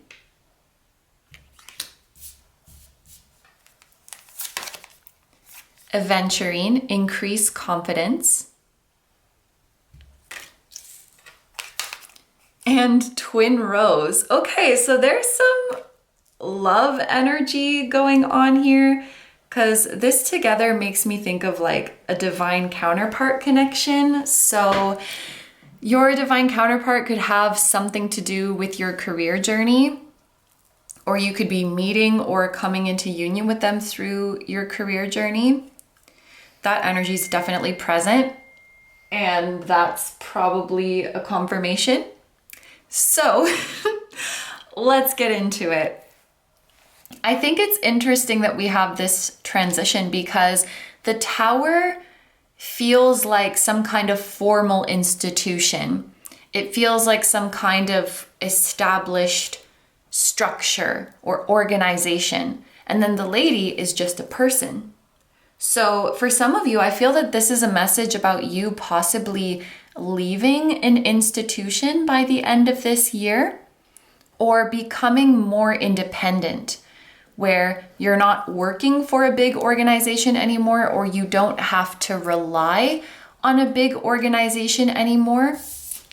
You can generate some kind of wealth by yourself through your own efforts, through your own ideas. Maybe there's less people you have to answer to by the end of the year. So you have more freedom and independence. Even just the way this lady is standing, she reminds me of the lady on the 9 of Pentacles card, who is, self-sufficient, living her best life. Not that there's anything wrong with being in a larger institution. In fact, that can be very beneficial. But it looks like for my group number 3s, you could be moving out of that kind of situation by the end of this year and sort of more going your own way and doing things on your own. Even the fact that this is the 6 of Spades, that's equivalent to the 6 of Swords, which is about moving on And then we have the Ace of Swords here, which is about clarity and decisiveness. So this could also be like, for those of you who have been debating about the decision, should I work in a larger organization or should I work independently? This could also just be an energy of you gaining the clarity about what to do by the end of this year. But I think a lot of you by the end of the year will feel equipped to do things more independently and will really enjoy that. You'll really enjoy the freedom it gives you, especially intellectually. Something about intellectual property, you getting all of the credit for your own ideas and for your own intelligence, rather than someone else, a whole group or a whole organization getting credit for your genius ideas, and not being held back. I feel like you have a great deal of intelligence and genius. You have very good ideas, and there's something about a group or an institution that was holding you back, and they're not able to do that anymore because you will be going your own way. So that's a pretty specific message for my group number 3s.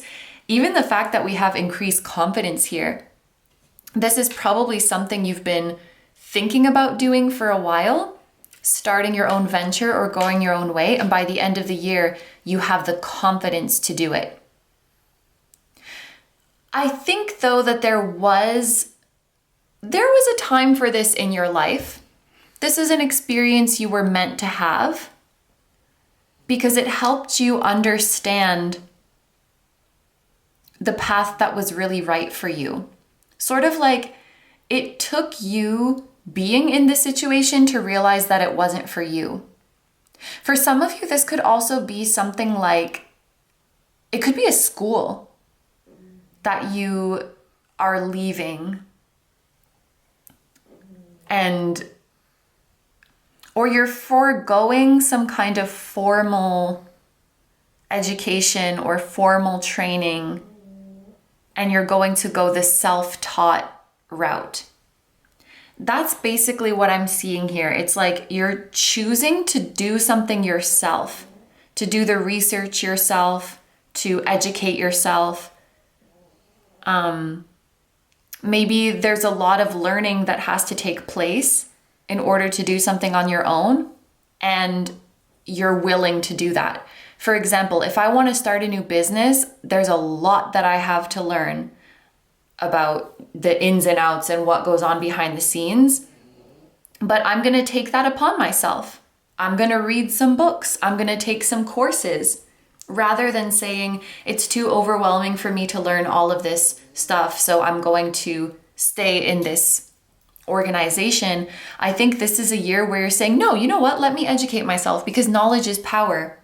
And maybe if I start learning what actually goes into a venture like this, the more I learn, the more I'll realize like, hey, I think this is actually something I can do. Knowledge is power. Education might be a very big theme for you this year, especially self-studying,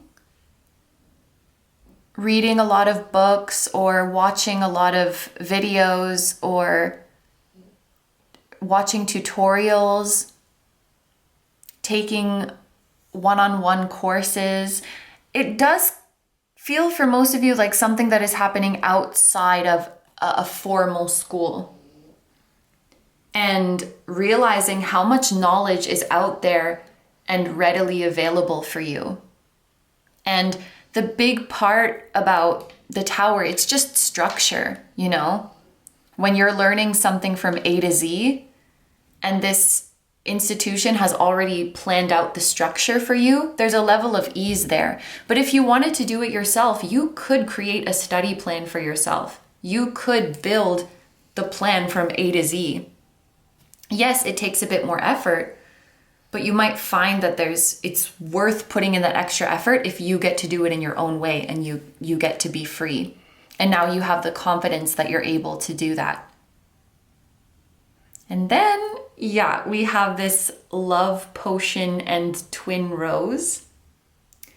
And interestingly, we have this kind of love, divine counterpart energy at the start of the year and at the end of the year. And at the end of the year, we do see this merging happening, the two candles joining to create one flame. The rose with the two, I don't know what you call it, the two roses in one, the two buds, I don't know. But there's some kind of merging happening at the end of the year. Potion feels like setting an intention, right? So maybe we're setting an intention for a love to manifest at the beginning of the year, and by the end of the year, we're seeing this merging. That's very interesting. We'll have to see if there's more love messages coming throughout this reading, but yeah, I think a big message that's just coming through is something that felt so overwhelming to learn, but then once you start learning, once you start self-teaching, you realize that you can actually get the hang of it quite quickly, and it's not as overwhelming as you thought. So don't let a learning process scare you away. Like, oh, that will be too hard because there's so much I have to learn. Because you're going to pick it up quickly and the knowledge will be very empowering for you. You'll realize there's a lot of stuff that you can do by yourself. So you don't have to, I also heard you don't have to pay someone else to do it, because you can do it yourself. Okay, so we're going to get into the personalized messages now, and I'm going to start with those of you who want to stay on your current path. So you are welcome to stick around for this message, but if you're like, no, I do not want to stay on my current path, this is not my message, then I'm going to have this timestamp down below for you to click so that you can skip ahead.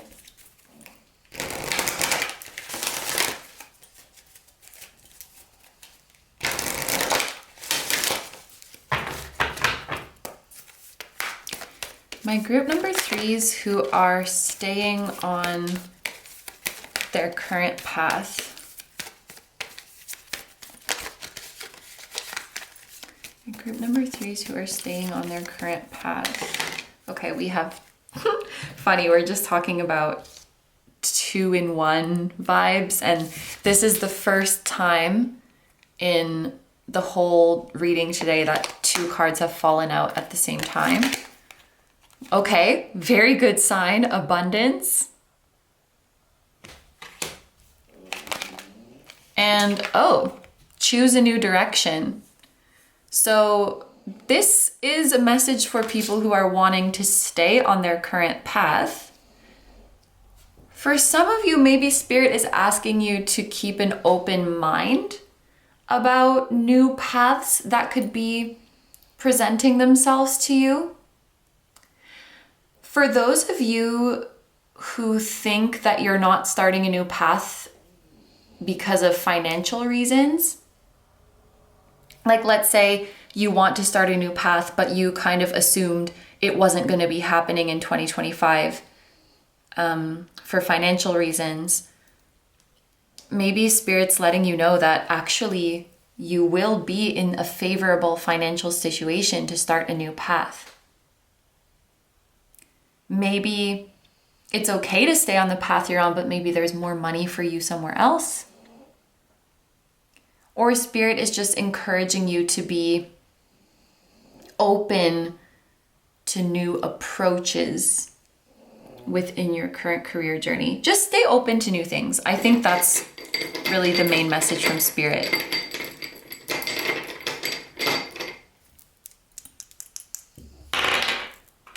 We have Libra and 12. Okay. I was just going to say, I think for some of you, Spirit is encouraging you to think about, what path would I choose if money was not an issue? What path would I choose if money was not a factor? What if I knew that no matter what I chose, abundance would be mine? Would that change things? Would I possibly choose a new direction? Something to think about. don't be so married to the current path, I think is what Spirit is saying. At the end of the day, this does say choose a new direction. So you're not going to be forced in a new direction against your will, but you may unexpectedly find a new path that you want to take. With Libra in the 12th house, I think Spirit is hinting that there may be subconsciously a motivation to pursue things based on other people. Because Libra is about relationships, it's about the other, and the 12th house is in your subconscious. So you may actually subconsciously be motivated by what you think others want you to do, what you think others expect you to do, what you think others will like, what you think would make another person like you. Maybe you're subconsciously motivated by a specific person, wanting to get validation from a specific person. There's this other, or there's this relationship that is in your subconscious that maybe Spirit wants you to be aware of. And if you were aware of it, it might change your mind about the direction you're going in. You may also be kind of playing it safe in some way. Staying on your current path may be playing it safe.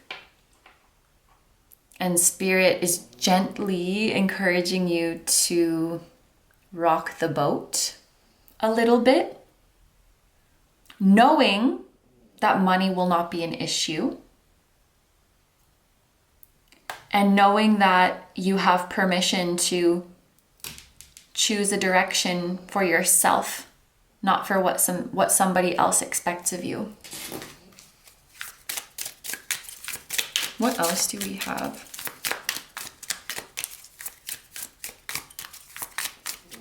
For my group number ones. I love you more. Interesting. When we're talking about being motivated by other people, someone else's influence is more powerful than your own influence in your career journey. Someone else is subconsciously motivating you rather than your own desires, your own search for personal growth. I don't know, it could be a love interest, it could be a parent, like maybe there's this subconscious thing, I have to do what will make my parents happy. Or maybe it's not subconscious, maybe you're quite aware of it. Or like, I need to do what will make me worthy of my person of interest. I need to do what would make them impressed. I need to make this person proud. Like, I'm reading this as, maybe this is dramatic, but I'm reading it as like I love you more than I love me. And I'm not saying you love someone else more than you, but maybe that you're giving someone else more power in your career path, or someone else is influencing you more than you're influencing yourself.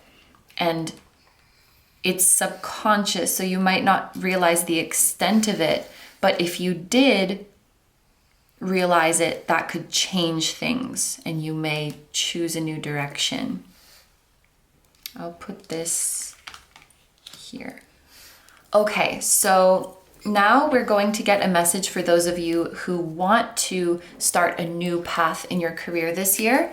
So again, you're welcome to stick around for this message, but if you're like, no, there's no way I'm starting a new path, then, well, I mean, we just talked about keeping an open mind, but if you want to skip this message, there will be this timestamp that you can click down below.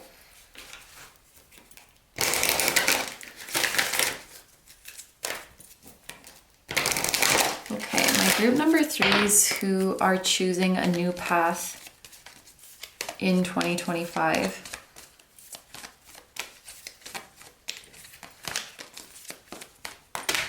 Oh, 2 at the same time again. We have no and a year from now. Okay, that's very clear.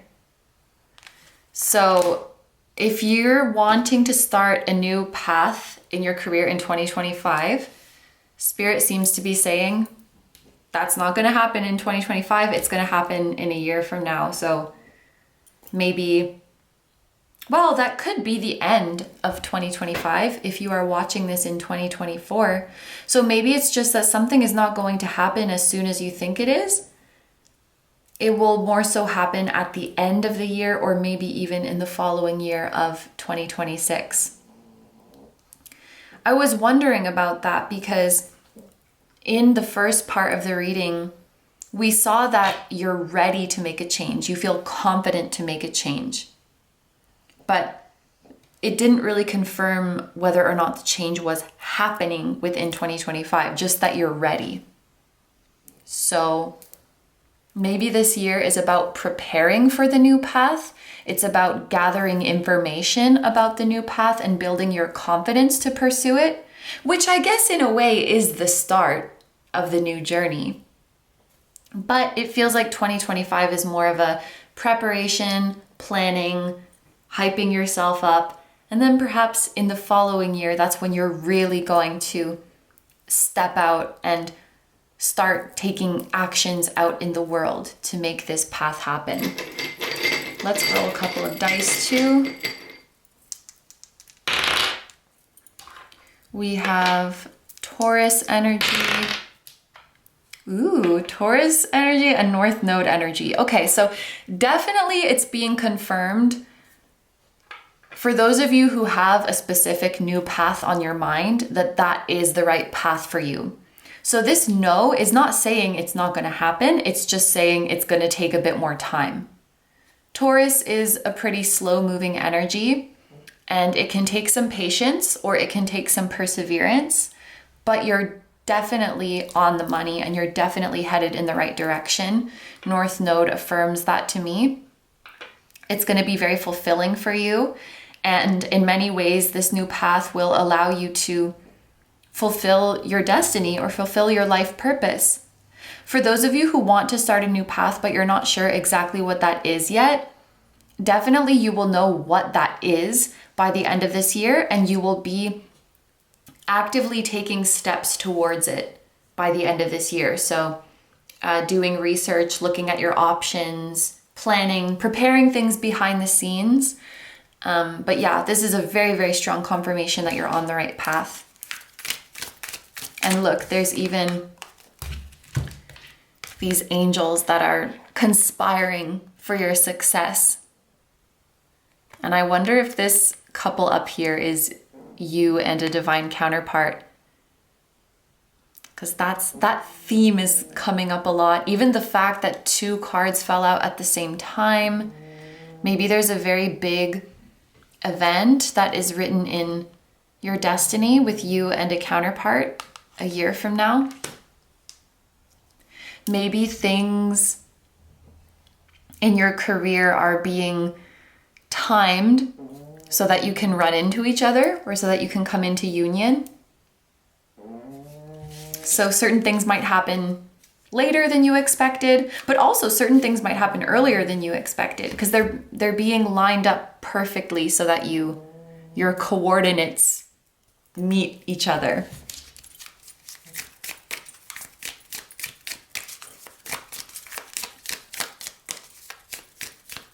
What else for my group number 3s who want to start on a new path?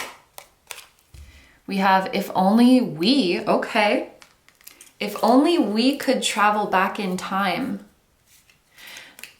You are getting perhaps a second chance at something. Something that didn't work out in the past. You're getting another chance at it, but we need to be patient. Things are being lined up perfectly so that this time it works.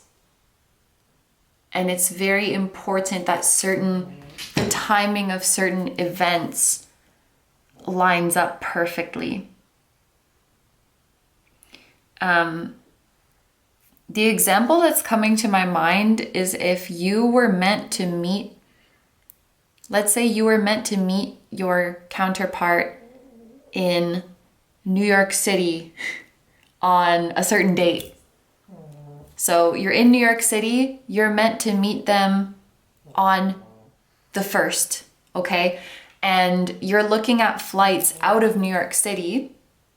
So maybe your spiritual team is going to do a little something so that flights out of New York City on the 1st are like $1 million.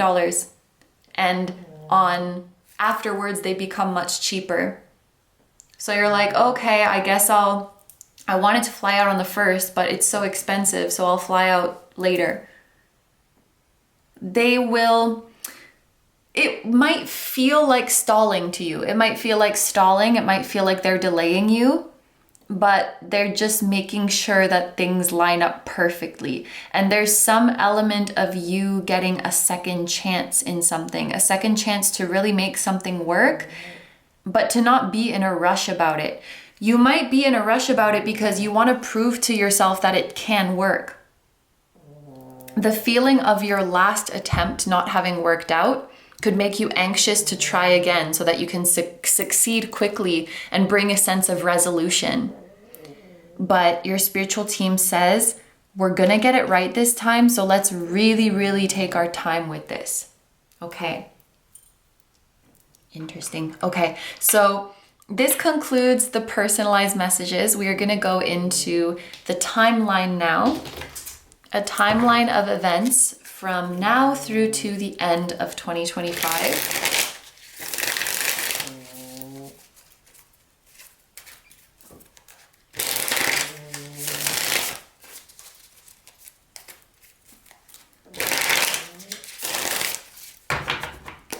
Okay, group number 3's timeline of events. Ooh, Ace of Pentacles. That's a very good start. The 6 of Pentacles.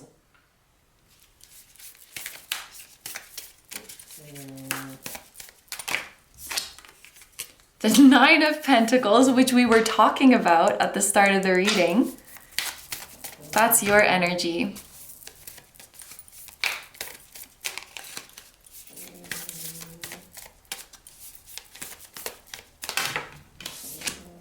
And the Queen of Wands. Oh my goodness. And then at the bottom of the deck, we have the Ace of Cups. Okay. This is going to be a good year for you. A very good year for your career. All of these energies are favorable.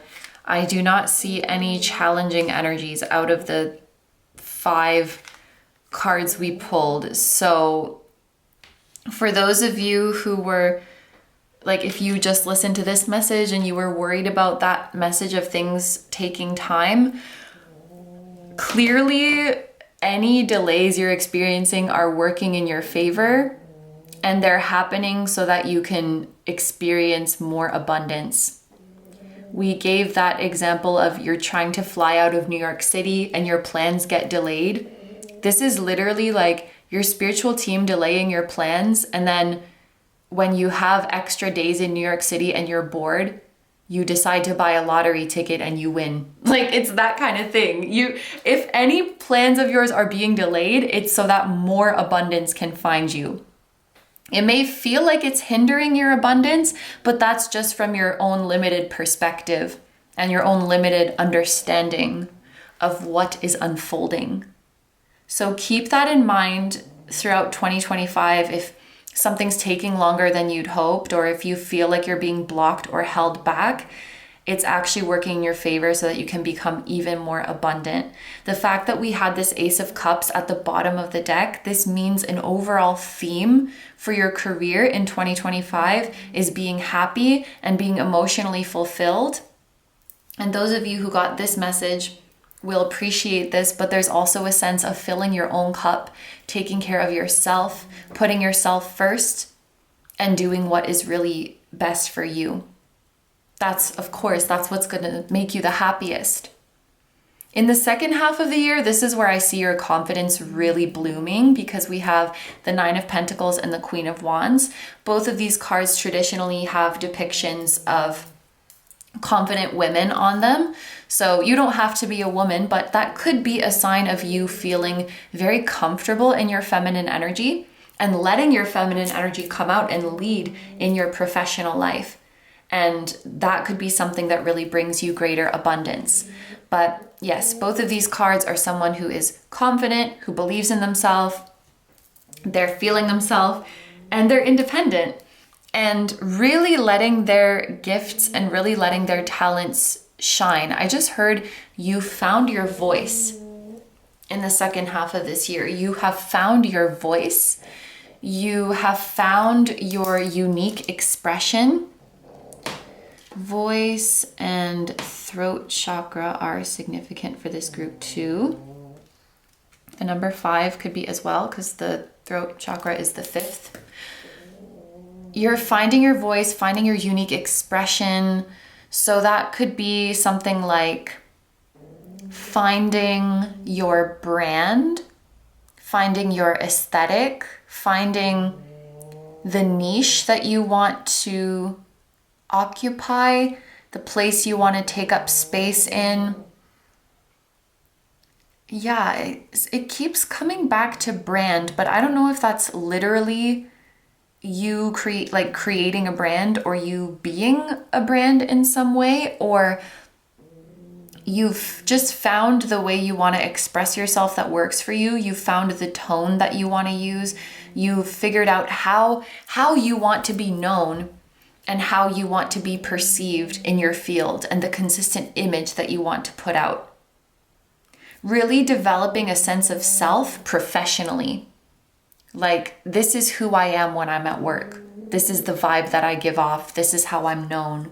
This is what I'm known for. I also heard mission statement. You're coming up with your clear mission statement of like who you are, what you stand for, what you hope to achieve. All that is becoming really clear, and all of that is really building on your confidence.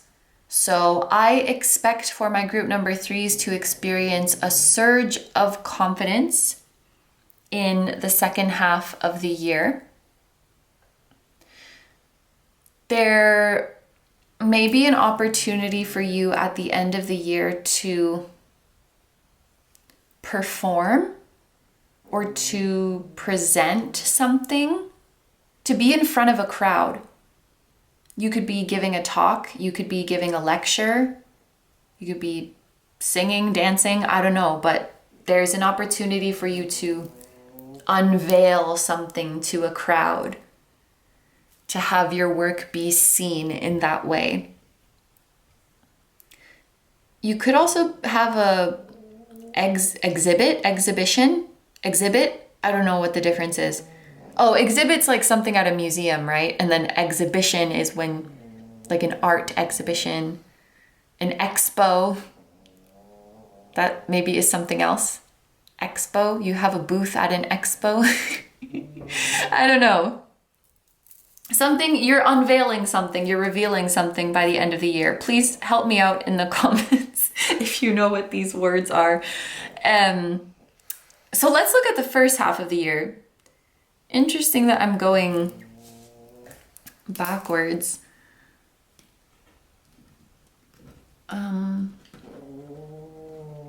Orange flower could be significant too, because there's this one and then there's a little orange peeking out from this Ace of Cups. So I think orange flowers could be significant. One of my favorite flowers is an orange flower, Osmanthus. It's like the best smelling thing that I've ever smelled. Okay, anyway, first half of the year, we have the Ace of Pentacles and the Six of Pentacles. So there is definitely a new opportunity coming in at the start of the year to make you more money. And the fact that both of these are coin cards, it does feel like that might be the main motivation or the main appeal of it. it seems like the first half of the year is more focused on money, and the second half of the year is more focused on personal growth, personal development, personal expression. And maybe that makes sense. Maybe it's like you have to secure your finances first, and then you can start thinking about your own like personal journey and your self-expression and things like that, because you would have more freedom to do so.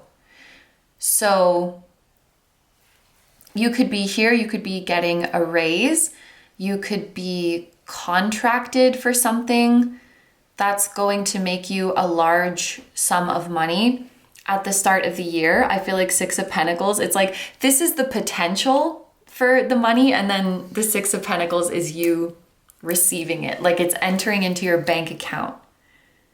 And then once that money hits, you're like, bye. So maybe you're just working hard to save up resources that you need to do what you really want to do. Because this does feel like a contract. Maybe it's something that you're contracted to do for a certain number of months, or you are contracted to deliver something a certain number of times. And it feels like a specific sum of money coming in. And then with those resources, you can use those to like funnel into building your own personal project or your own personal brand or something like that. And that doesn't mean that you're not enjoying yourself here. That doesn't mean that this is not fulfilling. But I feel like this in the first half of the year, it's something that you wouldn't do if, like, I'm trying to think. For example, I would make music even if I didn't make money. I don't really make money off of it. You know what I mean? This at the second half of the year feels like something you would do even if you didn't make money. It's just something that you genuinely want to do, a way that you genuinely want to express yourself and build yourself up. Even we're talking about the example of you giving a presentation or giving a talk. It feels like something that, yes, of course you want to be paid for it, but you would gladly give people this information for free. You would gladly talk to and guide and uplift others for free. It's not one of those things where you're like, I'm only going to do it if you pay me. And if there's no money involved, I'm not interested at all. Whereas this feels like it could be more like that. Like, I'm just doing this because it's a good paycheck. And that's fine, because you have an end goal, you have a purpose. So you're working hard to save up that money, and the universe is going to help you with additional opportunities to save more and more so that you can do what you really want to do in the second half. So it's going to be a very happy year for you. I'm very excited for my group threes. The vibes are good. The vibes are good. Okay, so we are going to go into the extended now, where we see what is something that could help you reach your career goals in 2025. What is something that could possibly hinder you? We are going to see what time of year is going to be the most significant in your career in 2025 and why. And for those of you who are wanting to start a new path, we will see what the long-term potential is of that new path. And for those of you who are wanting to stay on your current path, we'll see what the long-term future holds for you on that current path. So if that sounds good to you and you would like to join me in the extended, that's going to be linked down below in the description, as well as in the pinned comment of this video. However, if you're going to leave the reading here, I want to say thank you so much for letting me do this reading for you. I hope you have a wonderful day or night whenever you're watching, and I wish you all the best. Please take good care of yourself, stay healthy. Don't forget to like, comment, and subscribe if you feel like doing that. If you enjoy my content and you'd like to find me elsewhere, I'm going to have a link down below my tarot reading Instagram, my personal Instagram, my Patreon, where we now have over 100 exclusive pick a card readings and 2 new ones every month. The readings are timeless, so you can watch them at any time, and you can also decide on topics for our future readings. So I will have that link down below.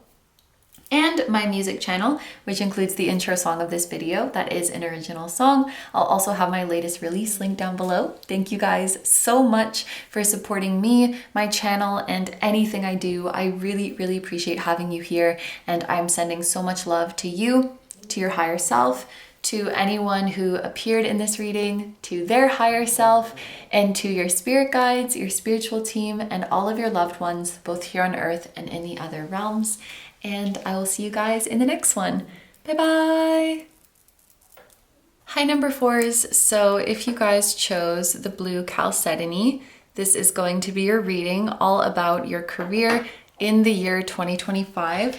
We are basically using the exact same format that we did for the love life predictions. So there's going to be 3 main parts to this reading. The first part is going to be looking at what's going on for you at the start of the year and what's going on for you at the end of the year, so that we can get a sense of what is shifting for you throughout this year.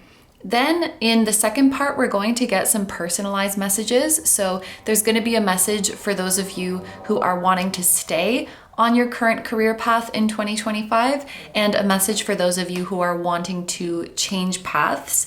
And of course, you can listen to both of these. For example, if you are not sure what your plans are, you might want to listen to both. Or if you feel like maybe there's going to be messages for you in both, you can listen to the whole thing. But if you wanted to skip one of these, then there will be timestamps down below that you can click on to skip ahead. And then in the third part of the reading, this is going to be a timeline of events from now through to the end of 2025, so that we can see more specifically what is unfolding for you. And then we have the extended reading, where we're going to see what is something that will help you reach your career goals in 2025 and what is something that could possibly hinder you. We will see what time or times of year will be the most significant for your career in 2025 and why. And then finally, this last part is also going to be personalized. So for those of you who are wanting to start a new path this year, we're going to see the long-term potential of that new path. For those of you who are wanting to stay on your current path, we will see what the long-term future holds for your current path. And of course, for this part as well, you can listen to both messages or just one. So that is the full reading that we're going to be doing today. Thank you so much for being here. And let's get into it. So what can my group number 4s expect at the start of the year? We have the Scythe and a very snoring pug. She's fast asleep. We have Turquoise, improve the flow of fortune. And we have Dreams. For your end of the year energy, we have the Bear,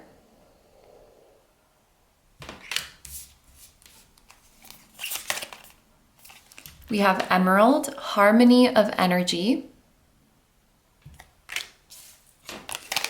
and we have Unknown Portal. Interesting. So for my group number 4s, it kind of feels like the start of 2025 more so is going to feel like the end of a chapter in your life. And the end of 2025 is going to feel like the beginning of a new chapter in your life.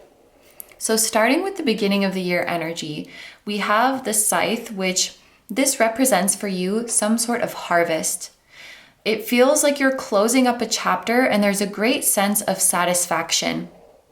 It's like that kind of tired feeling that you have after a long day of work, but it's like a really satisfying kind of tired. It's like, a job well done, and now I can finally rest and enjoy the fruits of my labor.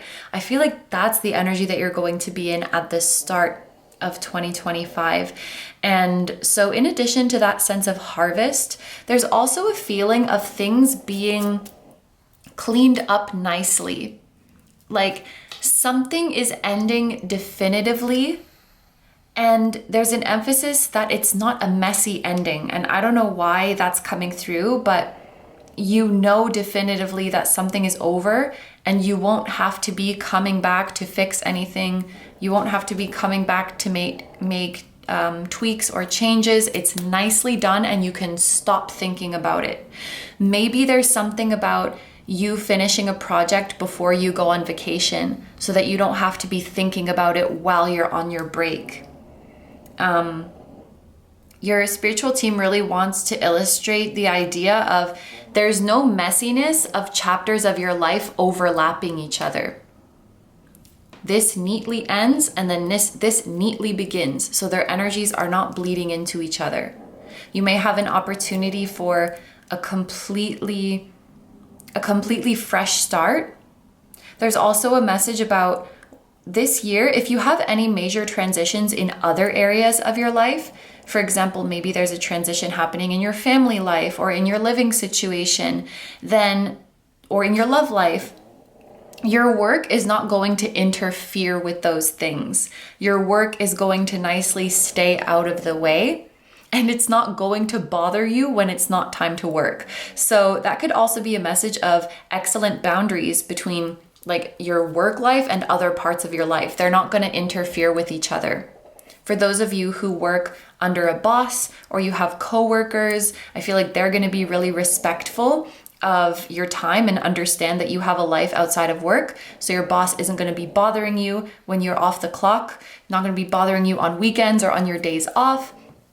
And the stresses are not going to be bothering you. So you can fully be present in other areas of your life and just enjoy yourself without these things lingering over your mind. So it just feels really good. It feels really satisfying. I feel like I've used that word many times, but that's the key word for your career life at the start of the year. We also have improve the flow of fortune. So definitely you're going to see an improvement in your financial situation and specifically in your income, because the flow of fortune, that's like the money that is coming in for you. And you will experience this with the same amount of work as before, or maybe even less. So more money for the same amount of work or less, or more money for more easy or more enjoyable work. And that's an abundance mindset that allows you to exist in a reality or to entertain a reality where that is possible. We also have dreams. This is making me think of passive income because it's like you could make money while you sleep.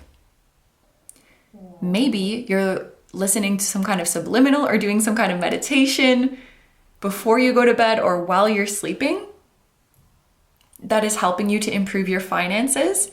Or maybe you're having some kind of prophetic dreams about your financial situation or about the type of abundance that you're manifesting, and those dreams will come true in 2025. This could also be the dream in the more metaphorical sense, like your hopes and dreams with regards to your career. And so for those of you who do have specific dreams related to your career, it's very likely that they're going to be coming true towards the start of the year. It feels like the start of the year brings a sense of completion. And then by the time you get to the end of the year, there's this new chapter starting and it's kind of full of unknowns again. I'm not going to lie, your end of year energy group number 4, it's kind of mysterious. I don't really know what it's talking about, even with this creature in the background being blurry. Is that a dog? Is that a cat? Is that a fox? Is that a coyote? I don't know. I can't tell. It's blurry. So maybe by the end of the year, you have a sense that a new chapter is starting, but the idea is not fully formed yet. You don't know exactly what it's going to look like. You probably know that it's going to be good with this harmony of energy and emerald. You probably have a good feeling about it. Even the way the bear is smiling upon the emerald and the unknown creature, I feel like that's a good sign.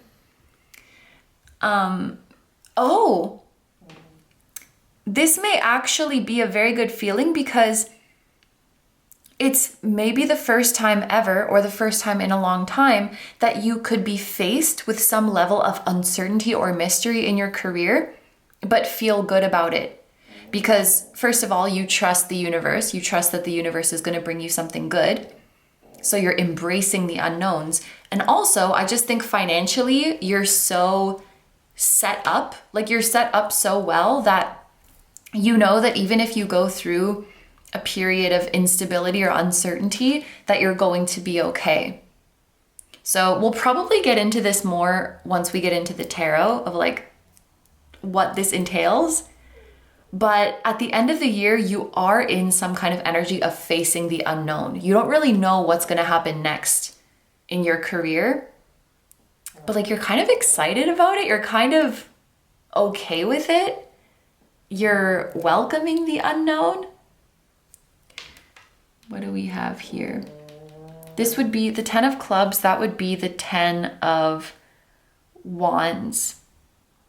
You may just be feeling kind of tired and ready to give the universe the wheel, ready to just go along with the ride. Like, I'm so tired of trying to always have everything figured out. I'm so tired of always planning what my next steps are. Like, I'm ready for something new. I'm ready for an adventure. That's the energy that I feel like you're in at the end of the year. The bear energy kind of reminds me of a Hierophant type archetype in tarot. So, which is interesting because Hierophant, the month of May could be significant somehow, even though that's not the end of the year. Maybe it's someone born in May, but I don't know, May is coming through. It could also be maybe like a company name that has something about, I don't know, like Mayweather, Mayfair, Maybach. I'm thinking of stuff like that. Somebody's name. But I think you're kind of looking at this as an exciting learning experience or even an exciting spiritual experience. Some of you could also be getting a mentor for something at the end of the year, or you could be becoming the mentor. So let's get into our personalized messages now. I'm going to start with those of you who want to stay on your current path this year. So you're welcome to stick around for this message. But if you're like, no, definitely not staying on my current path, and you want to skip this message, then you can do so with this timestamp, which I will have down below so that you can click on it.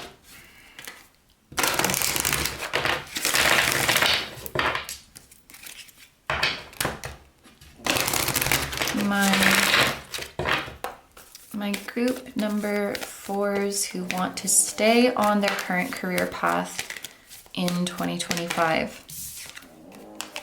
Okay, we have there's something better.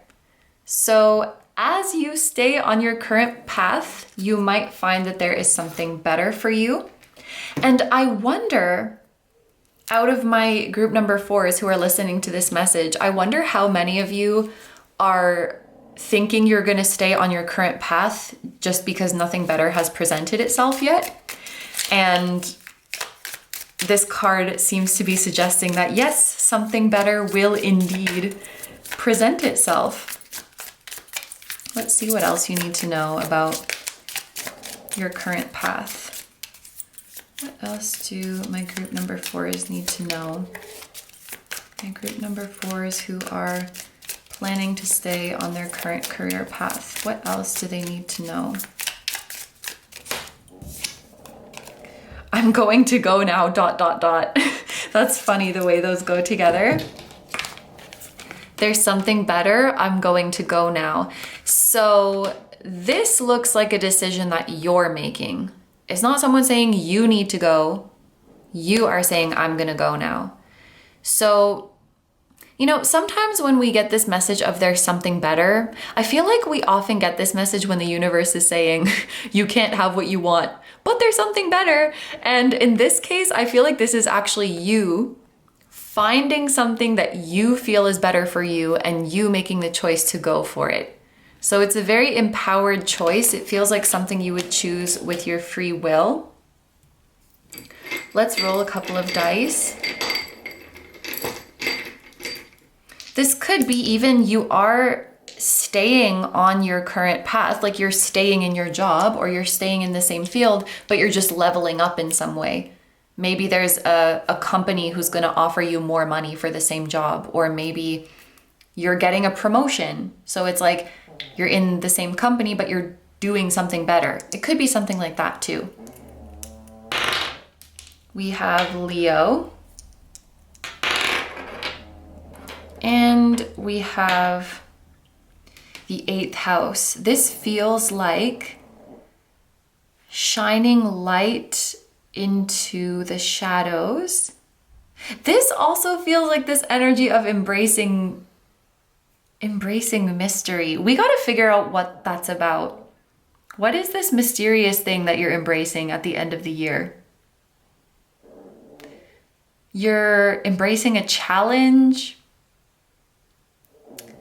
You will get ahead in your career because there's something you're willing to do that others aren't willing to do, or there's something that you love doing that most people hate doing, and that's going to make you successful. Like, I don't know, maybe let's say everybody hates washing dishes and you love washing dishes, or everybody hates organizing files and you love organizing files. I feel like there's some task that most people don't like to do, but for some reason you really like it. I just heard like it's therapeutic for you. I don't know. It's like if your partner hates cooking and you're like, I love it, it's so therapeutic for me. There's something like that going on, and that distinctive thing that you love doing is going to really help you get ahead. I think you mean business this year. And you have a growth mindset, or you have a mindset of getting ahead, and you're willing to do what it takes. You could be motivated by the desire to level up this year, more so than being motivated by your emotions, which is not good or bad. It's just an observation. I think it's going to be kind of a good thing. You being in that growth and advancement mindset, because it's going to work. I feel like you're in an ambitious energy. And if there's something that's better for you, you got to look out for you. You're going to go where the money is, and not in a way where you're compromising your values, but it's like, if something that pays better presents itself, like, yeah, I'm going to take it. You know, it's business. You kind of have that business mindset, which is going to work to your advantage this year. Okay, so let's get a message for those of you who are wanting to start on a new path. So you're welcome to stick around for this message, but if you're like, no, I'm definitely not starting on a new path, then you can skip this message with this timestamp, which will be down below for you to click.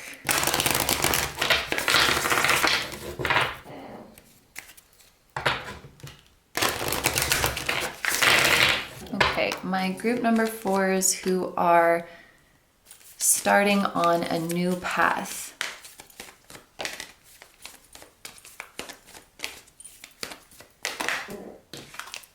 We have take action. Okay, so for those of you who are considering starting a new path, Spirit is very clearly saying go for it. So for those of you listening to this message who you have a specific path in mind, a specific venture in mind that you want to start, Spirit is giving you the green light. Spirit is saying go for it, and maybe encouraging you to make the first move.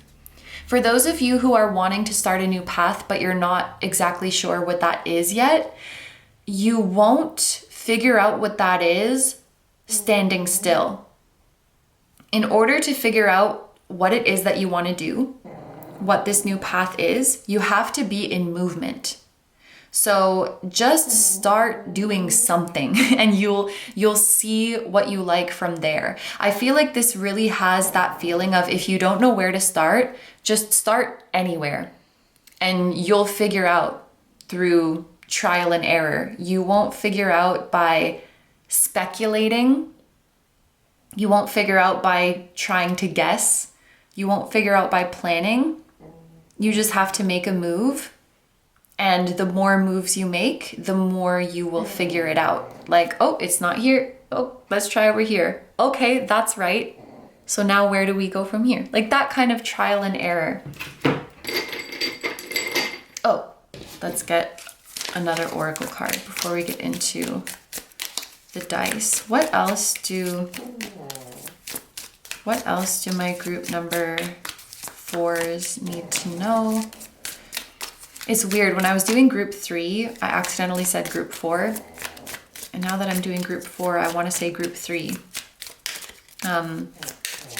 If you were drawn to group 3, there may be messages for you there. But that's funny that I'm like mixing up your energies.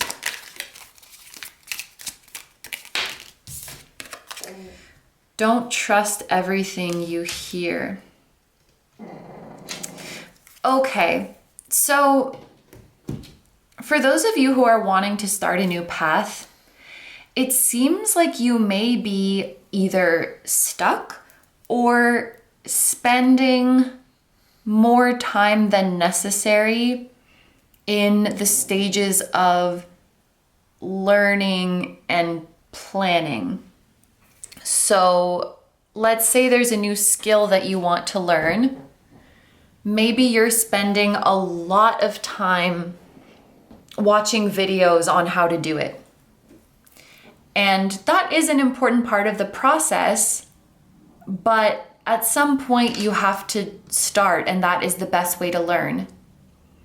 If you get stuck here for too long, you might start to confuse yourself. So, I don't know, I'll use myself as an example. I produce music. So let's say, and I learned it mostly just by doing it and like playing around with stuff. But let's say I want to learn how to produce music, and instead of doing it, I'm just watching a bunch of tutorial videos, which there's nothing wrong with that. But let's say I got stuck in that stage where I'm just watching a bunch of tutorials. If I watch enough of those, I'm going to start getting confused. Like, wait, this person is giving this advice, but that person said that I shouldn't be doing that. Because everybody has their own subjective opinion about like what are the good tips and what you should avoid doing. And if you listen to enough of these videos, people are going to start contradicting themselves. And then you get confused about like, wait, so which one is it? Am I supposed to do this or am I supposed to avoid it? And it's like at some point you just have to do it for yourself, because those two people giving the conflicting advice, they probably came to that conclusion through doing it, and they're just sharing their own subjective opinion. And it's time for you to form your own subjective opinion rather than listening to everybody else and saying, but who's right? Doesn't matter. You're right. Your way of doing it is right, but you won't discover that until you do it and until you find your way. So maybe don't trust everything you hear from others, but trust yourself. Those conclusions that they're coming to, you can come to your own conclusion too, through your own process. And if you come up with a different answer than these people in the tutorials, that's okay. Everybody has their own way of doing it, and everybody has their own subjective opinion of what works and what doesn't work. Even in business, I'm sure there's people saying, if you want to be successful in business, you must do this. And then another person about the same thing. If you want to be successful in business, you must never do this. And it's like, what? Same thing with health. Like one person says this is good for you, one person says it's not. And if you're constantly just listening to other people, you're going to get really confused. So you got to get out there and do it and form your own opinion with your own experiences. Yes, okay, rant over. So let's roll some dice. Ooh, one just tumbled out of the bowl and it was the North Node. So you're on the right path. You are definitely on the right path. And we have Saturn. Yeah, you're on the right path, but you doubt yourself. I feel like there's something you know what you're doing more than you give yourself credit for. You're better at it than you give yourself credit for.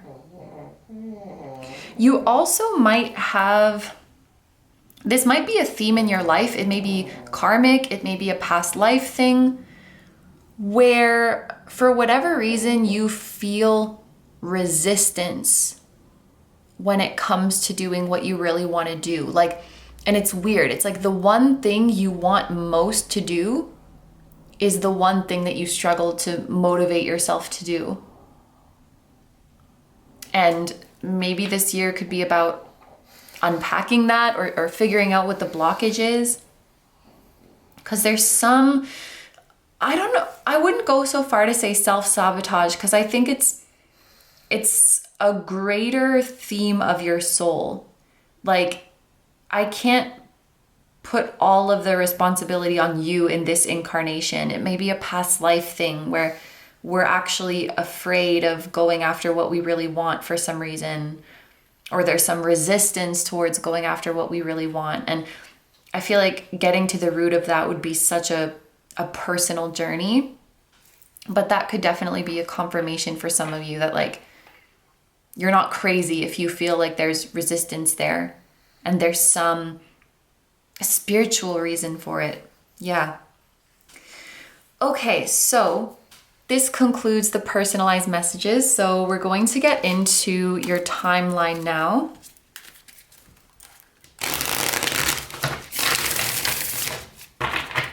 Timeline of events from now through to the end of 2025. For my group number 4s.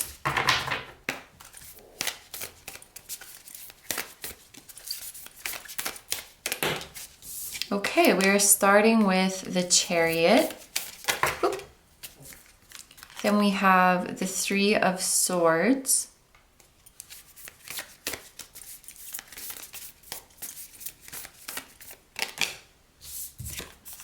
We have the 9 of Swords.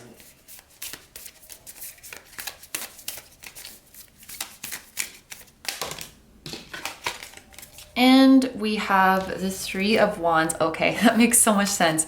At the bottom of the deck, we have the Fool. Yeah, I was so curious what the last card was going to be, because there's this energy at the end of the year of you embarking on a new adventure and you don't really know what it holds and you're excited about it. So when I saw the 3 of Wands, I was like, okay, that makes sense, because like the world is opening up for you. It's time to step out of your comfort zone. It's time to go on a new adventure. And then the Fool is literally like taking a leap of faith, diving into a completely new journey, diving into the unknown. You can really see in this deck, like standing on the precipice of the cliff. I will say, usually we see the Fool joyfully prancing. They don't even notice they're about to fall off a cliff. But in this situation, it looks more intentional. Looks like you're standing there and you're making the decision to take a leap of faith. So by the end of the year, group number 4, you are ready to dive into something completely new. For some of you, it could be something that is very different, maybe even completely different than the career path you've had in the past. Because there is that element of leap of faith, diving into the unknown. We have the Chariot at the start of the year, and there was that message of something ending and you reaping the fruits of your labor at the start of the year. And we also have the 3 of Swords. So there is some feeling of, I don't think it's disappointment. You're definitely not disappointed with the results. I think it's more like a sadness. You know, when something's over and you're sad, maybe even some empty feelings because of there's this hole in the middle of the heart. This feels like I can't believe it was all over so soon. It certainly doesn't feel like anything being cut short, but just that we didn't expect it to feel so fast. An easy example of this is like, maybe when you get into college, you're like, oh my gosh, it's gonna be 4 whole years. But then the 4 years goes by so quickly. And then maybe after you leave, you miss it and you didn't expect to miss it. You're just like, I can't believe that period of my life just came and went. And you're very proud of yourself. You're proud of what you accomplished and you're pleased with the results and you're definitely enjoying the fruits of your labor. But I don't know, maybe you're going through a bit of nostalgia, or maybe you're kicking yourself like, I should have enjoyed myself more. I should have lived in the moment more. If I knew how quickly it was all going to end, if I knew how the time was going to fly, I would have been more present. So there's like an ending. Even, I just noticed this is 10, which represents completion, and then 37 adds up to 10. So there's strong, and the first 2 cards here that we're talking about is a 7 and 3, which adds up to 10. So there's a strong feeling of something ending, and it's like, maybe it's bittersweet, you know? Like, wow, that really flew by. I wish I cherished those memories more. It reminds me of like when I made the decision to stop going to school. Definitely did not regret my decision. Like, I was definitely happy with my decision. But then sometimes I would see the group chat of my classmates, because I was like still in it, and they would be sharing pictures that they took together and like the school trip that they went on. And there was just a little bit of, oh my gosh, like I can't believe my year with them is already over. Oh, I miss it. You know, there's something like that you're going through at the beginning of the year. And then in the middle of the year, we see you starting to get a little bit nervous, or very nervous, worried about what if something else doesn't come up? What if these were the best days and they just passed me by? What if I didn't make the most of them? What if I was meant to keep going? You know, starting to get in your head. The 9 of Swords is really getting in your head, and the thoughts can start to spiral and grow. I don't want to say out of proportion, because any proportion you're feeling your feelings is valid, but just start to grow bigger and bigger. And you can really see the 9 of Swords being the middle card as this in-between energy, because this is when the chapter closes. This is when the new chapter starts. But when you're in between and you don't know that this is coming, you feel nervous. The middle of the year might feel like a very uncomfortable in-between stage for you in your career, where something has ended and you're not sure about the new beginning yet. But once it does come, we feel, I love that this is a balloon, because you know when someone's kind of sad and defeated, we say they're feeling deflated. But with this balloon, you're feeling very inflated. That's not a thing, but I don't think you say that. But you're feeling light, you're feeling full of life, you're feeling excited for what's to come. You may be moving to a new place, because the 3 of Wands hot air balloon is about to take off. Maybe you're flying somewhere else. Or this could be metaphorical about you're going on a new journey. You're embarking on a new adventure. Even the fact that this is Aries energy, it feels like, because Aries is the first sign of the zodiac, so it really does feel like a fresh start. That's gonna lead to growth, and just, I think you're ready to do something. You're ready to free yourself. You're ready to do something that you're a bit less familiar with. And you're okay with being unfamiliar. You're okay with being a beginner. You've embraced that.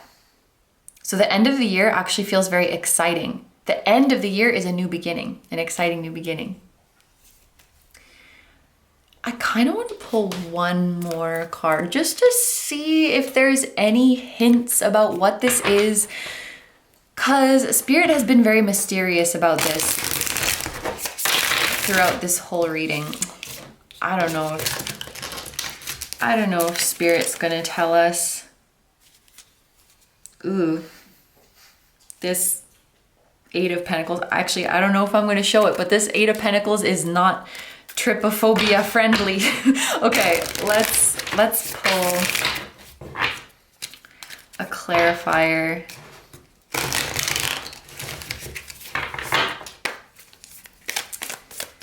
Is there anything, Spirit, that you can reveal about this mysterious new beginning at the end of 2025 with this Three of Wands, with this Fool card? Is there anything we can know?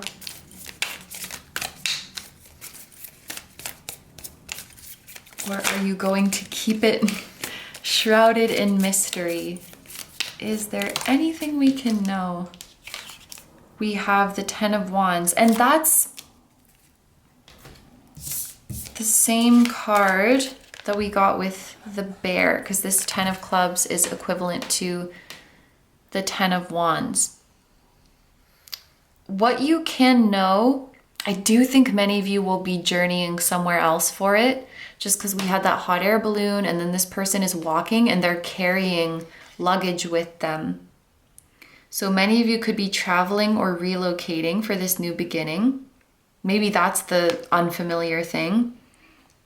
And there's just a sense that you're tired. A lot of this nervousness about whether or not things are going to start up again, it may just actually be programming, I want to say, or out of habit. So, okay. I'm going to use the pandemic as an example, because it would be like if you, I don't know, let's say your job got put on hold during the pandemic and you're really, really nervous about, am I going to get to go back to that job? When am I going to get to go back? But then after you have some time to think, you're like, do I even want to go back? Like, do I even want to go back to the way things were before? And this could be about the type of job or the specific workplace, the specific department. You're spending so much time worrying about, when is it going to start up again? Am I going to get to go back? But then if you take a moment, maybe you're actually tired of the way things were. And maybe taking this in-between time away from it, you realize that actually I'm kind of tired of doing things the way I did it before. Because that's what I really feel with this Ten of Wands. It's like you're tired. You're tired and you want to do something new. I do think that in some way this new beginning is going to be easier. And I don't mean easier in the sense of it requires less skill from you, but easier in the sense of like to bring yourself to do it. Maybe spiritually, emotionally, it's easier for you. And that's really, I shuffled for a long time and that's what Spirit gave me. So I trust that whatever has not been revealed here, it's because like it's not my place to reveal it, or it's not time yet. But this exciting and kind of mysterious new beginning is waiting for you at the end of the year. That's what I can say for sure. So we're going to go into the extended now, where we're going to see what is something that will help you reach your career goals in 2025 and what is something that could possibly hinder you. We are going to see what time of the year will be most significant for your career in 2025 and why. And we are going to see, for those of you who are wanting to start a new path, we're going to see the long-term potential of this new path. And for those of you who are wanting to stay on your current path, we're going to see what the long-term future holds for you on your current path. So if you would like to join me in the extended, that's going to be linked down below in the description as well as in the pinned comment of this video. However, if you're going to leave the reading here, I want to say thank you so much for letting me do this reading for you. I hope you have a wonderful day or night whenever you're watching, and I wish you all the best. Please take good care of yourself, stay healthy. Don't forget to like, comment, and subscribe if you feel like doing that.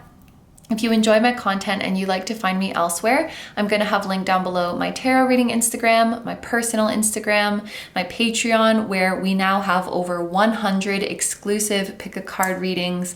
They are timeless. You can watch them anytime. And we also have 2 new ones every month, and you get to decide the topics for the new readings. So I'll have that link down below. And my music channel, which includes the intro song of this video, that is an original song. I'll also have my latest release link down below. Thank you guys so much for supporting me, my channel, and anything I do. I really appreciate having you here, and I'm sending so much love to you, your higher self, to anyone who appeared in this reading directly or indirectly, and to their higher self, your spirit guides, your spiritual team, and all of your loved ones, both here on earth and in the other realms. And I wish you a wonderful 2025, and I'll see you guys in the next one. Bye bye.